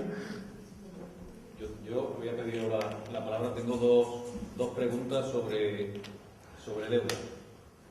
Una, he visto la resolución de la Asamblea de Podemos y ellos tienen una propuesta que ha cambiado. La última propuesta es reestructuración de la deuda. Como creo que eso ya se ha ensayado, quería que nos contaras qué significa. Y la segunda pregunta la hace muchas veces un compañero. Dice, bueno, y si en el contexto en el que estamos, en la Unión Europea y tal, hay un país que dice no podemos pagar la deuda y no lo pagamos, ¿qué pasa? Muy bueno. Probablemente hoy una de las mejores máquinas de retratar políticamente sea la deuda, la cuestión de la deuda. Y ahí oímos todo tipo de formulaciones, ¿no? Yo hace unas semanas tuve un debate en un foro con un economista que presentaba, venezolano, que presentaba con mucha radicalidad toda una serie de propuestas y decía que en relación con la deuda él defendía la auditoría, ¿no? Y yo le dije, ¿por qué la auditoría y no la suspensión del pago de la deuda? La suspensión inmediata antes de hablar de nada. Y él me decía, no, porque la auditoría es la antesala. Yo le decía que para suspender el pago de la deuda no necesitamos ninguna antesala. Es una exigencia democrática elemental. Entonces, cuando decías, Luis, lo de Podemos, primero una precisión que me parece importante. Todos somos muy, muy respetuosos, claro, con los militantes, debe ser que como es mentira lo estoy diciendo, somos, ni que decir tiene, plenamente respetuoso con los militantes que depositan ilusiones y trabajo, etcétera, etcétera, en la organización que sea, ¿no? Pero hablamos, claro, de las posiciones políticas, de sus dirigentes, etcétera, ¿no? Lo primero es que no es solamente que hablen de reestructuración, sino que han cambiado el discurso de lo que planteaba auditoría y suspensión del pago de cierta deuda por lo de la reestructuración. ¿Qué quiere decir reestructuración? Antes que nada, para no confundirnos, compromiso de pago. Es el punto de partida. El debate, por ejemplo, que está planteado en Argentina hoy sobre la base de una cuestión que, de nuevo, afecta directamente a la noción de soberanía nacional, es que Argentina, el gobierno argentino, aceptó que la resolución de posibles disputas se dilucidara en tribunales estadounidenses, neoyorquinos concretamente. El resultado fue que un juez neoyorquino, el famoso juez Griesa impuso que incluso una reestructuración no valiera. Pero la posición del gobierno argentino no es de no pago. La posición del gobierno argentino es de pago. Y luego discutimos cuánto. Por tanto, primero la cuestión cualitativa. Reestructurar deuda quiere decir aceptar el pago de la deuda. Estuve en un congreso en Argentina hace unas semanas y hubo un chaval que lo explicó con mucha claridad, ¿no? Dice, además, joder, si tan importante es pagar la deuda, como nos dice el gobierno, como nos dice la banca, oye, pues que la paguen ellos, que pueden, ¿no? Bueno, la cuestión de la reestructuración es parte de la premisa de que se debe pagar la deuda. Yo parto de la premisa de que no se puede pagar la deuda, de que es un disparate pagar la deuda, de que la deuda se ha pagado ya varias veces. Es un terreno fino, es un terreno que muchas veces yo sé que nos lleva a actuar en una posición, en cierto modo, a contracorriente, ¿no? Y también a contracorriente porque, ¿sabéis la expresión esta que suele decirse del pensamiento único? Y también muchas veces hay un pensamiento crítico único, que es el que tiene cierta acogida en los medios de comunicación. ¿Y la cuestión cuál es? La cuestión es que no pase ciertas líneas rojas, ¿no? Y la línea roja fundamental es la de la deuda. En 1989 hubo una candidatura de Lula, del Partido de los Trabajadores en Brasil, que el punto central del programa era repudio de la deuda. No reconocemos la deuda, no vamos a pagar deuda. A 3 días de las elecciones, los sondeos le daban ganador, ahí ya la cadena O Globo, se batió el cobre, consiguieron que ganara Color de Melo, que luego fue destituido por corrupto, un rollo. Bueno, en las siguientes elecciones, que finalmente ya gana Lula, que son 2 o 3 después, ya había pasado por Washington y ya había dicho que se reestructuraba la deuda. Reestructurar la deuda quiere decir cuánto vamos a pagar de deuda. Pero fijaos, los datos son, hablo de cabeza, pero los datos más o menos son los siguientes. Mirad, porque es muy bueno. 1982, estalla la crisis de la deuda externa, en América Latina, África, etc. Primer país que declara que no puede pagar deuda es México. México dice en agosto del 82, en los próximos 6 meses no podemos afrontar el pago de la deuda, ¿no? No es que no vayamos a pagar, es que vamos a renegociar cuánto más vamos a pagar por tardar en pagar. Por cierto, un pequeño inciso, hay otro gobierno que en agosto de 82 hace una declaración similar, que es el gobierno, y esto es muy llamativo, polaco. El gobierno polaco de agosto de 82, es decir, el gobierno del general Jaruzelski, que había 8 meses antes dado un autogolpe contra el surgimiento del Sindicato Independiente Solidaridad en los astilleros del puerto báltico de Gdańsk, ¿no? Muy interesante. ¿Por qué? Porque esa economía supuestamente fuera de la economía capitalista mundial estaba endeudada y tenía problemas, en cierto modo, con muchas diferencias, análogos incluso a los de las economías latinoamericanas o africanas. Pero retomo el hilo. En 1982... América Latina tenía una deuda acumulada de 385.000 millones de dólares. Vale, en miles de millones de dólares, 385. Entre el año 82 y el año 90, América Latina pagó 205.000 millones de dólares. Es decir, 380 menos 205, ¿cuánto queda? Nosotros diríamos, joder, lo que queda por pagar son 175. Pues no, lo que quedaba por pagar eran más de 500.000 millones de dólares. ¿Esto qué significa? Significa que ese 205 miles de millones de dólares, ese menos con signo negativo de lo que pagan, que es brutal para las economías latinoamericanas, que significaba en muchos casos que magnitudes superiores al 5% del producto directamente iban en concepto de pago deuda, que magnitudes en algunos casos incluso superiores al 40%, casi la mitad de las divisas que se recibían por exportaciones iban destinadas al pago de deuda. Reestructurar esa deuda, ¿qué significa? Significa que al final las deudas se han pagado y se han pagado varias veces. Hay una frase que igual os suena, de un escritor y periodista e historiador uruguayo, Eduardo Galeano, que habla de la utopía y dice, cuanto más me acerco, más se aleja. ¿Para qué sirve la utopía? Para caminar. Dice, no, bueno, pues la deuda es cuanto más pago, más debo. ¿Para qué sirve la deuda? Para seguir pagando. Es un mecanismo de disciplinamiento. ¿De acuerdo? Por tanto, aquí, yo dije al principio, es una excelente máquina de retratar la independencia política.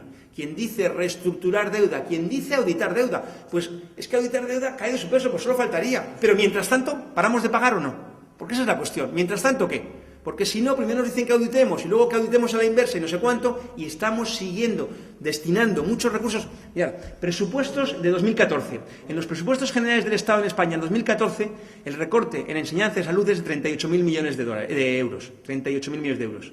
El pago de intereses es 38.000 millones de euros. Es una jugada del destino muy significativa. ¿Por qué? Porque lo que desvela es que ese gigantesco retroceso que padecemos en la enseñanza y sanidad ni siquiera sirve para disminuir la deuda. Solo sirve para pagar los intereses, no disminuye nada el principal, ¿no?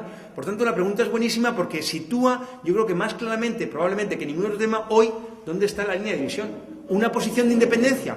En la línea de lo que dije al principio es muy claro, la deuda no es nuestra, la deuda no la pagamos, no pagamos. Nosotros no nos presentamos ante el capital financiero diciendo queremos ser buenos chicos aunque tengamos coleta, aunque tengamos lo que sea. Ese no es nuestro objetivo. Nosotros no tenemos que decirle que somos buenos chicos salvo a los trabajadores. Y para ser buenos chicos a los trabajadores hay que decir que la prioridad del gasto público debe ser para combatir el desempleo, para combatir los problemas de vivienda, etcétera, etcétera. Y la segunda cuestión también es muy certera, de las que señalas, Luis, ¿no?, que tiene que ver con que constantemente nos dicen esta idea de que, bueno, primero de que salir del euro es el caos, pero sobre todo plantear la salida como si el problema fuera simplemente el caso de, por ejemplo, la economía española o la griega o la que fuera, ¿no? Y en realidad yo creo que, lo dije al principio, ¿no?, formular bien las preguntas es muy importante. Y la pregunta fundamental que tenemos que plantear no es la salida individual de un país, sino si los pueblos de Europa deben romper con este corsé que no conduce a nada bueno. Y esto quizá puede pareceros retórico, pero yo creo que no lo es. Y hay un ejemplo, es un ejemplo de ciencia ficción, de ciencia histórica ficción, pero que yo creo que es muy gráfico, ¿no? Mayo de 2010. En mayo de 2010 Zapatero va a Bruselas. Zapatero era el presidente del gobierno entonces, va a Bruselas y unos tipos muy importantes, entre los que hay gente, por cierto, del Fondo Monetario Internacional, le plantean, en plata, le plantean que tiene que poner en marcha exactamente las políticas antagónicas a aquellas para las que se le ha votado, ¿no? Sabéis el resto del cuento. El resto del cuento es que vuelve pensionazo, contrarreforma laboral, etcétera, etcétera. Imaginemos por un momento que Zapatero, que no era un revolucionario, eso lo sabíamos, pero imaginaos que hubiera sido un demócrata, consecuente, ¿no? Bueno, pues él probablemente no habría sido capaz, digamos, o no habría tenido la voluntad de liderar un rechazo a esas exigencias frontalmente antidemocráticas, ¿no? Pero imaginemos que como tipo realmente democrático hubiera llegado a Madrid y hubiera dicho, bueno, pues rueda de prensa y dimito y elecciones anticipadas, ¿no? Es decir, que se pronuncie la ciudadanía, que se pronuncie la población, ¿no? Y ahí paro el cuento para decir que ¿qué es lo más importante de esa rueda de prensa, que nunca existió, dicho sea de paso? ¿Qué habría sido lo más importante? Que automáticamente habría constituido la señal para los trabajadores griegos que habían dicho, y nosotros también queremos poder decir que nuestras políticas, cuando los trabajadores griegos entonces estaban en su 10ª huelga general, y para los estudiantes británicos que estaban también en un proceso de movilizaciones, y para toda la situación explosiva que había en Portugal, etcétera, etcétera. No sé si me explico. El movimiento se demuestra andando.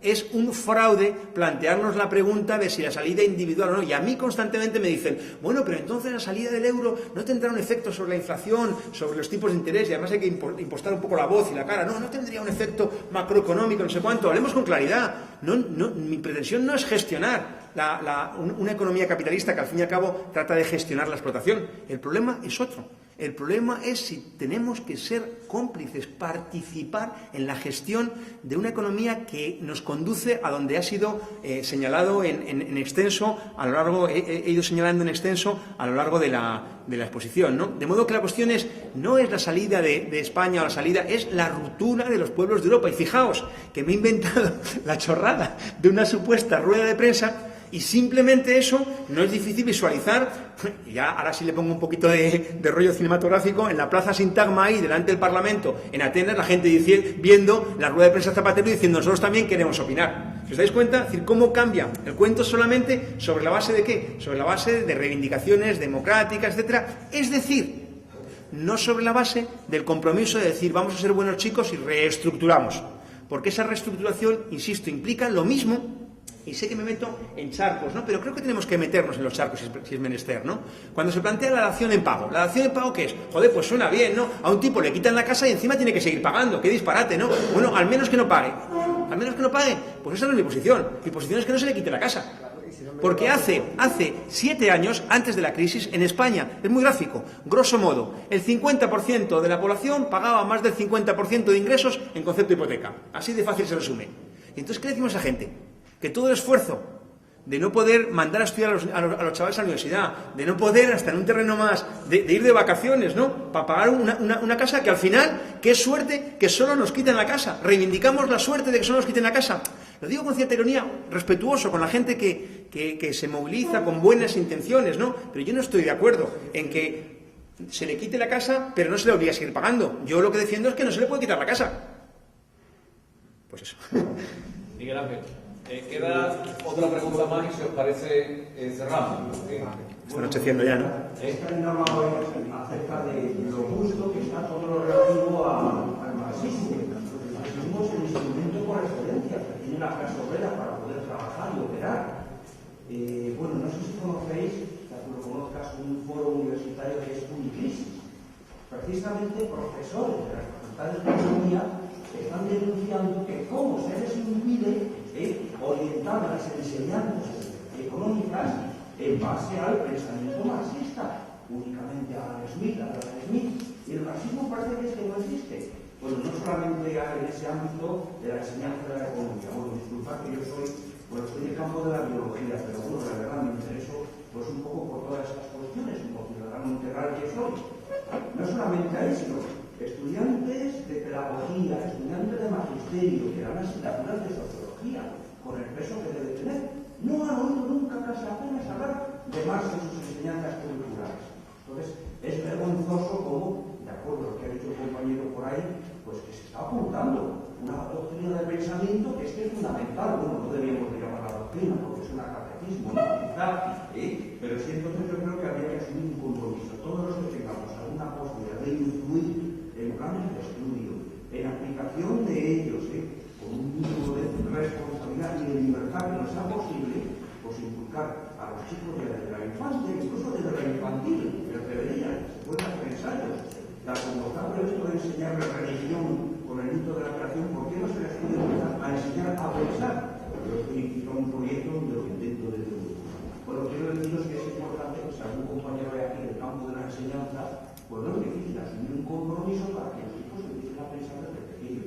No olvidemos que todos los sistemas le dan una importancia máxima a la educación, porque precisamente los chicos a esa edad es cuando están en el momento en el que pueden asumir pues un conjunto de valores que ya les van a durar para toda la vida. Entonces, bueno, pues un poco para hacer un capítulo importante que es la enseñanza, incluso a esos niveles, para que los chicos empiecen a pensar en términos en contra de lo que le interesa al sistema que nos domina y que nos está llevando a esta catástrofe.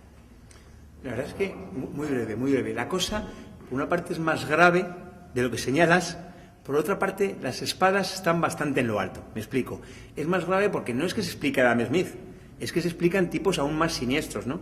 Se explican gente como Milton Friedman, como Arnold Harberger, como von Hayek, como Tulloch. Tipos que estuvieron físicamente en Chile desde 1973 asesorando de forma directa a la dictadura de Pinochet. Tipos que vivían en Santiago de Chile, ni que decir tienen hoteles de lujo, etcétera, en un momento en el que el río de Santiago, que es el Mapocho, bajaba rojo de la sangre de todos los asesinados cada noche. Y ellos estaban ahí desde el año 74, asesorando directamente.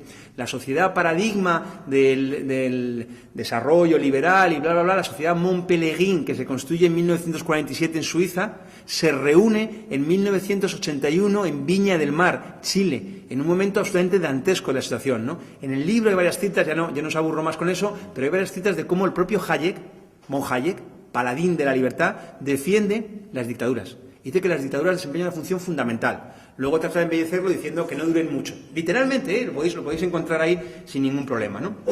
Hay un tema muy valioso lo que dices, que tiene que ver con que quizá podríamos pensar, bueno, y hay una posición, y lo digo abiertamente, ¿no?, a veces ultimatista, ultraizquierdista, podríamos decir, infantiloide, que plantea, no, la universidad, en el marco de una economía capitalista, inevitablemente reproducirá, y eso supone negar aprovechar los espacios que tú muy bien identificas.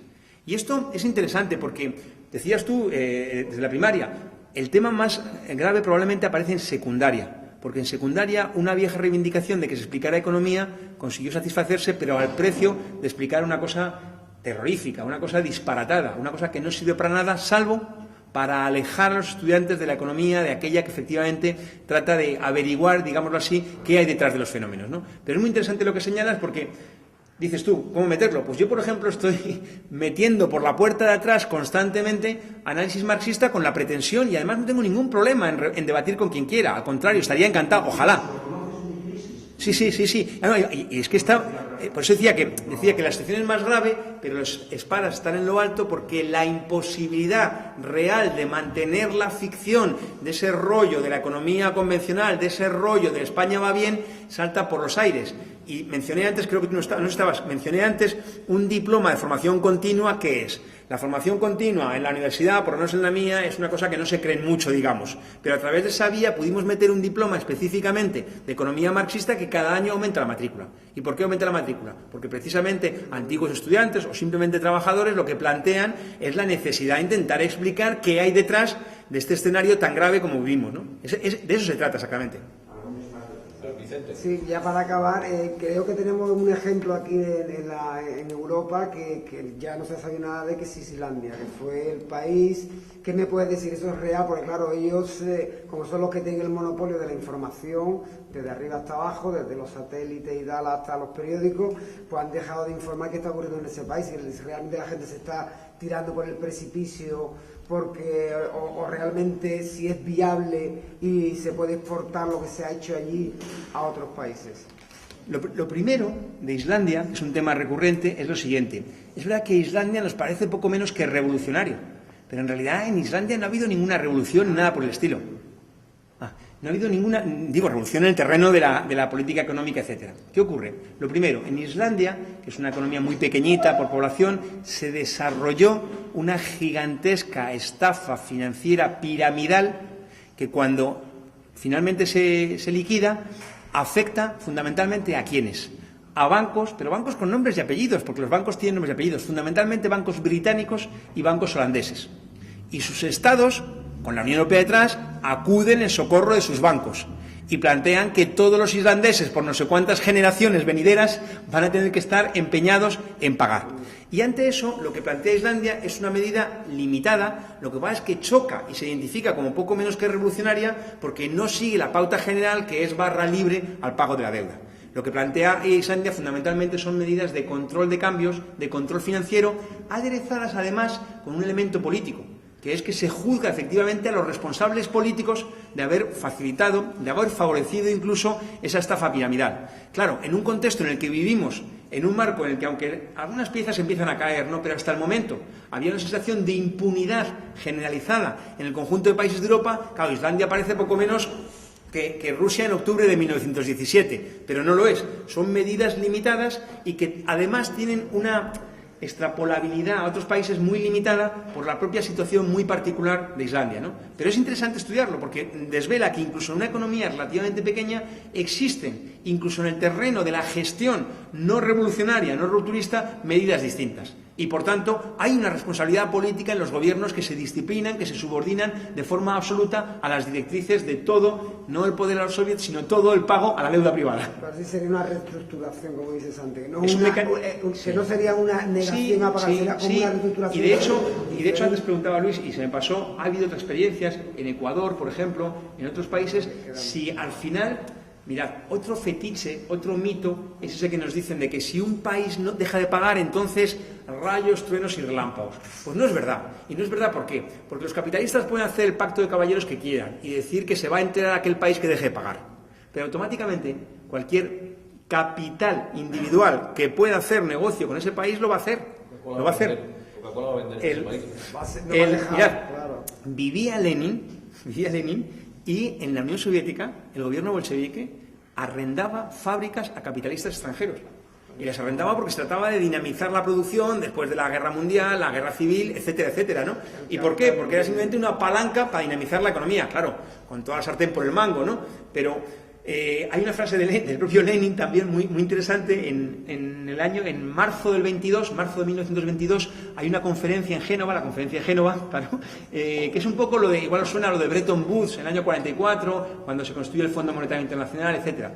Una conferencia similar al acabar la Primera Guerra Mundial, 4 años después, no había, digamos, una potencia que pudiera poner orden. Hay algunos acuerdos, pero ni se ponen en marcha de forma general, etcétera, etcétera. Pero lo más interesante, desde el punto de vista de lo que estaba hablando, es que Lenin explica, ¿no? Dice, mandamos a nuestros delegados, dice, no como comunistas, sino como comerciantes, ¿no? Porque sabemos que las potencias imperialistas necesitan comerciar con nosotros, ¿no? Entonces, esa idea, siempre nos dicen el caos, cualquier cosa que se salga de la disciplina es el caos. Es todo lo contrario, su disciplina es la que resulta el caos, como constatamos cada día. No, el capitalismo no tiene ni ideología ni moral, vamos. Basta con decir que con las palabras pasa como con la cerveza. Dice uno la última palabra, dice uno la última cerveza y siempre te ponen 4 más, ¿no? Dije la última palabra, ha pedido la palabra a un compañero, vamos a dársela. Sí. Discúlpame, Luis, yo había pedido la palabra, lo que pasa es que tú no te habías dado cuenta.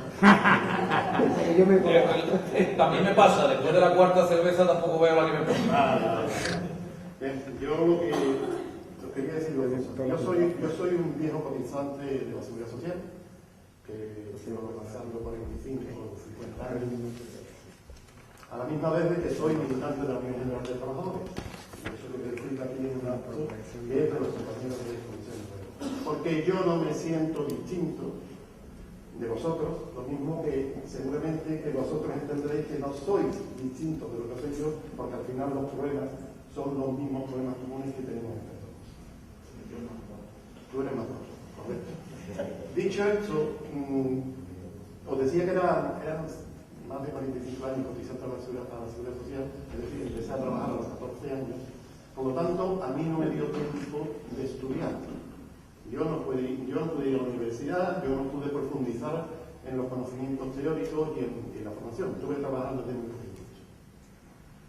Pero la experiencia práctica de la vida cotidiana, de tener que cobrar, sí me enseñó. Sí me enseñó, por ejemplo, yo era tornillo. Yo lo que hacía eran tornillos. Y yo, por aquello de que hacía tornillos, a mí al final tenía una nómina que me daban un dinero. Y yo hacía los números diciendo, bueno, a mí me pagan tanto, 10 pesetas, el tornillo, porque además era amigo de la secretaria, que era la que llevaba los papeles.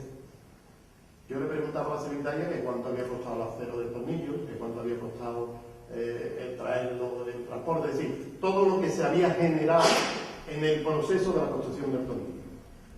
Y cuando yo sumaba, resulta que a mí no me coincidía el dinero que había costado ese tornillo con lo que realmente mi patrón vendía el tornillo. No coincidía. Siempre era más. Entonces, claro, yo ahí me di cuenta de otra cosa, de que, por una parte, es decir, el precio del acero de los tornillos no se puede cambiar. Una cosa que estaba ahí en el mercado que era fijo. El precio del transporte no se podía cambiar. Lo único que se podía cambiar era lo que yo ganaba. Eso es lo único que se podía cambiar. Y a la misma vez me di cuenta de que si yo ganaba más, mi patrón ganaba menos. Y si mi patrón ganaba más, yo ganaba menos. Es decir, al final, era una contradicción que había entre mi patrón y yo que era insalvable. En ese sentido, pero que me haya enrollado un poquito, en ese sentido yo me congratulo en el sentido de que después de escucharte he visto que la teorización de todo lo que has explicado coincide un poco con lo que ha sido mi experiencia personal en mi vida cotidiana de aquello de que yo hacía tornillos. Que en el fondo de la cuestión, la humanidad se mueve dentro de aquello que llamamos lucha de clases. Entonces, ahora viene la pregunta. Desde esa perspectiva, a mí me gustaría saber, es decir, coincide mi experiencia personal con lo que tú has explicado de la economía. Entonces, a mí lo que me gustaría saber es la siguiente pregunta.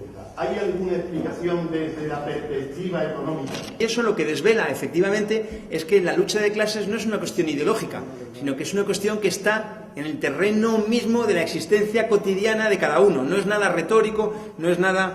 Y de hecho, aunque suene un poco que he venido aquí a hablar de mi libro, pero precisamente la idea es, con este libro, que es un libro muy extenso, que es un libro de 700 páginas, la idea es que pueda leerlo cualquiera. Y precisamente por eso es tan extenso, para que haya tantos escalones intermedios como sea necesario para que quien esté interesado en comprender ese trasfondo del que tú hablas pueda hacerlo sin ninguna dificultad, ¿no? A la vez, una de cal y otra de arena. No es el libro más recomendable para leer por la noche antes de dormir, ¿no? Bajo riesgo de dormirse antes de tiempo o de una luxación o algo parecido, ¿no? Y es muy bueno el ejemplo de la seguridad social que ilustras, porque a su vez el movimiento obrero tampoco es una cuestión retórica, ¿no? Dos ejemplos concretos. Uno, en Chile, durante la dictadura, lo he mencionado varias veces, bueno, es una explicación, yo hice mi tesis doctoral sobre la economía chilena, y lo hice durante la dictadura, y la hice precisamente porque estaba claro que ahí estaba contenido lo que querían que fuera antecedente, referente para la aplicación de política a escala mundial, ¿no? De hecho, incluso, seguro que os suena mucho la expresión Chicago Boys, los teóricos, digamos, de la Universidad de Chicago, etcétera. En realidad, el golpe de Estado es en el 73, desde el curso académico 55-56 ya había un convenio entre una universidad chilena y la Universidad de Chicago por el cual iban estudiantes chilenos a formarse allí para tener los cuadros de lo que luego querían aplicar. Pero en Chile, fijaos, entre octubre de 1980 y el 1 de mayo, encima cachondeíto, de 1981, si estamos hablando de que en apenas 7 meses se liquida un sistema, el sistema de seguridad social, que lo que hace es garantizar ciertos derechos por encima del mercado, no es una cuestión cualquiera, porque muchas veces hablan de la privatización de la seguridad social y es una barbaridad. La seguridad social no puede ser privada. Si es privada ya no es seguridad social, es otra cosa. En realidad lo que hacen es desmantelar, desmontar, destruir, devastar la seguridad social. El otro ejemplo muy interesante es que la devastación social de la Europa del euro se traduce en que yo conozco muchos antiguos estudiantes míos que han pasado ya de los 30 años, ninguno de los cuales tiene ni siquiera cotizados 24 meses. Y han trabajado siempre, han trabajado de facto, pero han trabajado con la forma de becarios, contratos temporales, etcétera, etcétera. Nunca han conseguido que en los 12 meses de un año haber sumado 12 meses. Suman poquísimos meses cada año, más allá de lo que trabajen, ¿no? En cuanto a la salida, está muy bien lo que preguntas. Mira, es verdad que la sociedad en la que vivimos es una sociedad que está dividida de muchas maneras. Y hay, por una parte, capitalistas y trabajadores, pero también hay países más avanzados y países más atrasados, y hombres y mujeres, y trabajadores jóvenes y trabajadores veteranos, etcétera, etcétera. Pero la única división que está en el centro mismo de la reproducción de la sociedad en la que vivimos es justamente la división en términos de clase. La primera división no de fútbol, la división primera, la división principal que diferencia en la sociedad en la que vivimos a la población es la de aquellos que vivimos de nuestro trabajo y aquellos que viven también de nuestro trabajo, pero ellos viven del nuestro, ¿no? Es la primera diferenciación, la diferenciación que nos constituye, y estuvo muy bien tu preámbulo en relación a la obvia situación de compartir el lado de la barricada, si queremos decirlo así, entre quienes estamos en comisiones o estamos en UGT. Y lo dije al principio, la tasa de salarización no deja de crecer, ¿no? Entonces, frente a esto, y en este momento con la que está cayendo, plantear las propuestas, fijaos, regeneración democrática. Claro, dicho en estos términos, ¿quién podría oponerse? Pero, ¿cómo vamos a regenerar la democracia? ¿Qué planteamos en relación al Fondo Monetario Internacional, al Banco Central Europeo, al Parlamento Europeo? ¿Qué planteamos en relación con una moneda que no está sometida a ningún mecanismo de control democrático? Lo dije antes, para hacer tortilla hay que romper huevos. Y hablar de regeneración democrática, si no es sobre la base de tocar ahí donde duele, de tocar las cuestiones que tienen que ver ni más ni menos que con esa polarización que se expresa tan flagrantemente en los datos de que ni más ni menos que en los últimos 35 años una sexta parte de la tarta ha cambiado de manos en España. De eso estamos hablando. ¿Se puede hablar de regeneración democrática sin hablar de qué está pasando en el mercado de trabajo? Evidentemente no. Es muy grave. Porque lo que se está haciendo, planteando la cuestión de esos términos, es depositar ilusiones en un terreno en el que no podemos depositar ninguna ilusión. Y lo digo fraternalmente con la gente que honestamente milita donde sea. Cuando hoy nos dicen, y en enseñanza nos lo dicen constantemente, bueno, si nos votas, confiemos en las próximas elecciones, hay que decirlo, no podemos esperar. Los chavales que están siendo expulsados de la universidad no pueden esperar a ver qué pasa en las próximas elecciones. Cuando en Cataluña cierran, el gobierno más cierra los servicios de urgencia, dejando, solo sabéis vosotros bien, solamente uno por comarca, es decir, no se puede esperar a ver qué pasa en las próximas elecciones. Lo que hay que hacer es que automáticamente tenemos que predisponer todos nuestros instrumentos, que no son poco potentes, al servicio de cambiar las cosas ya mismo. No son poco potentes. Hay una cosa que se olvida mucho, y es que es verdad que en el año 2003 hubo una movilización democrática muy importante contra la guerra. Pero antes, en junio de 2002, los sindicatos, la clase trabajadora organizada en España, echó atrás una contrarreforma laboral de un gobierno de Aznar con mayoría absoluta con una huelga general en junio de 2002, ¿no? Ojo, no menospreciemos nuestra fuerza, al contrario, predispongamos nuestra fuerza en el sentido que nos permite abrir una salida en positivo.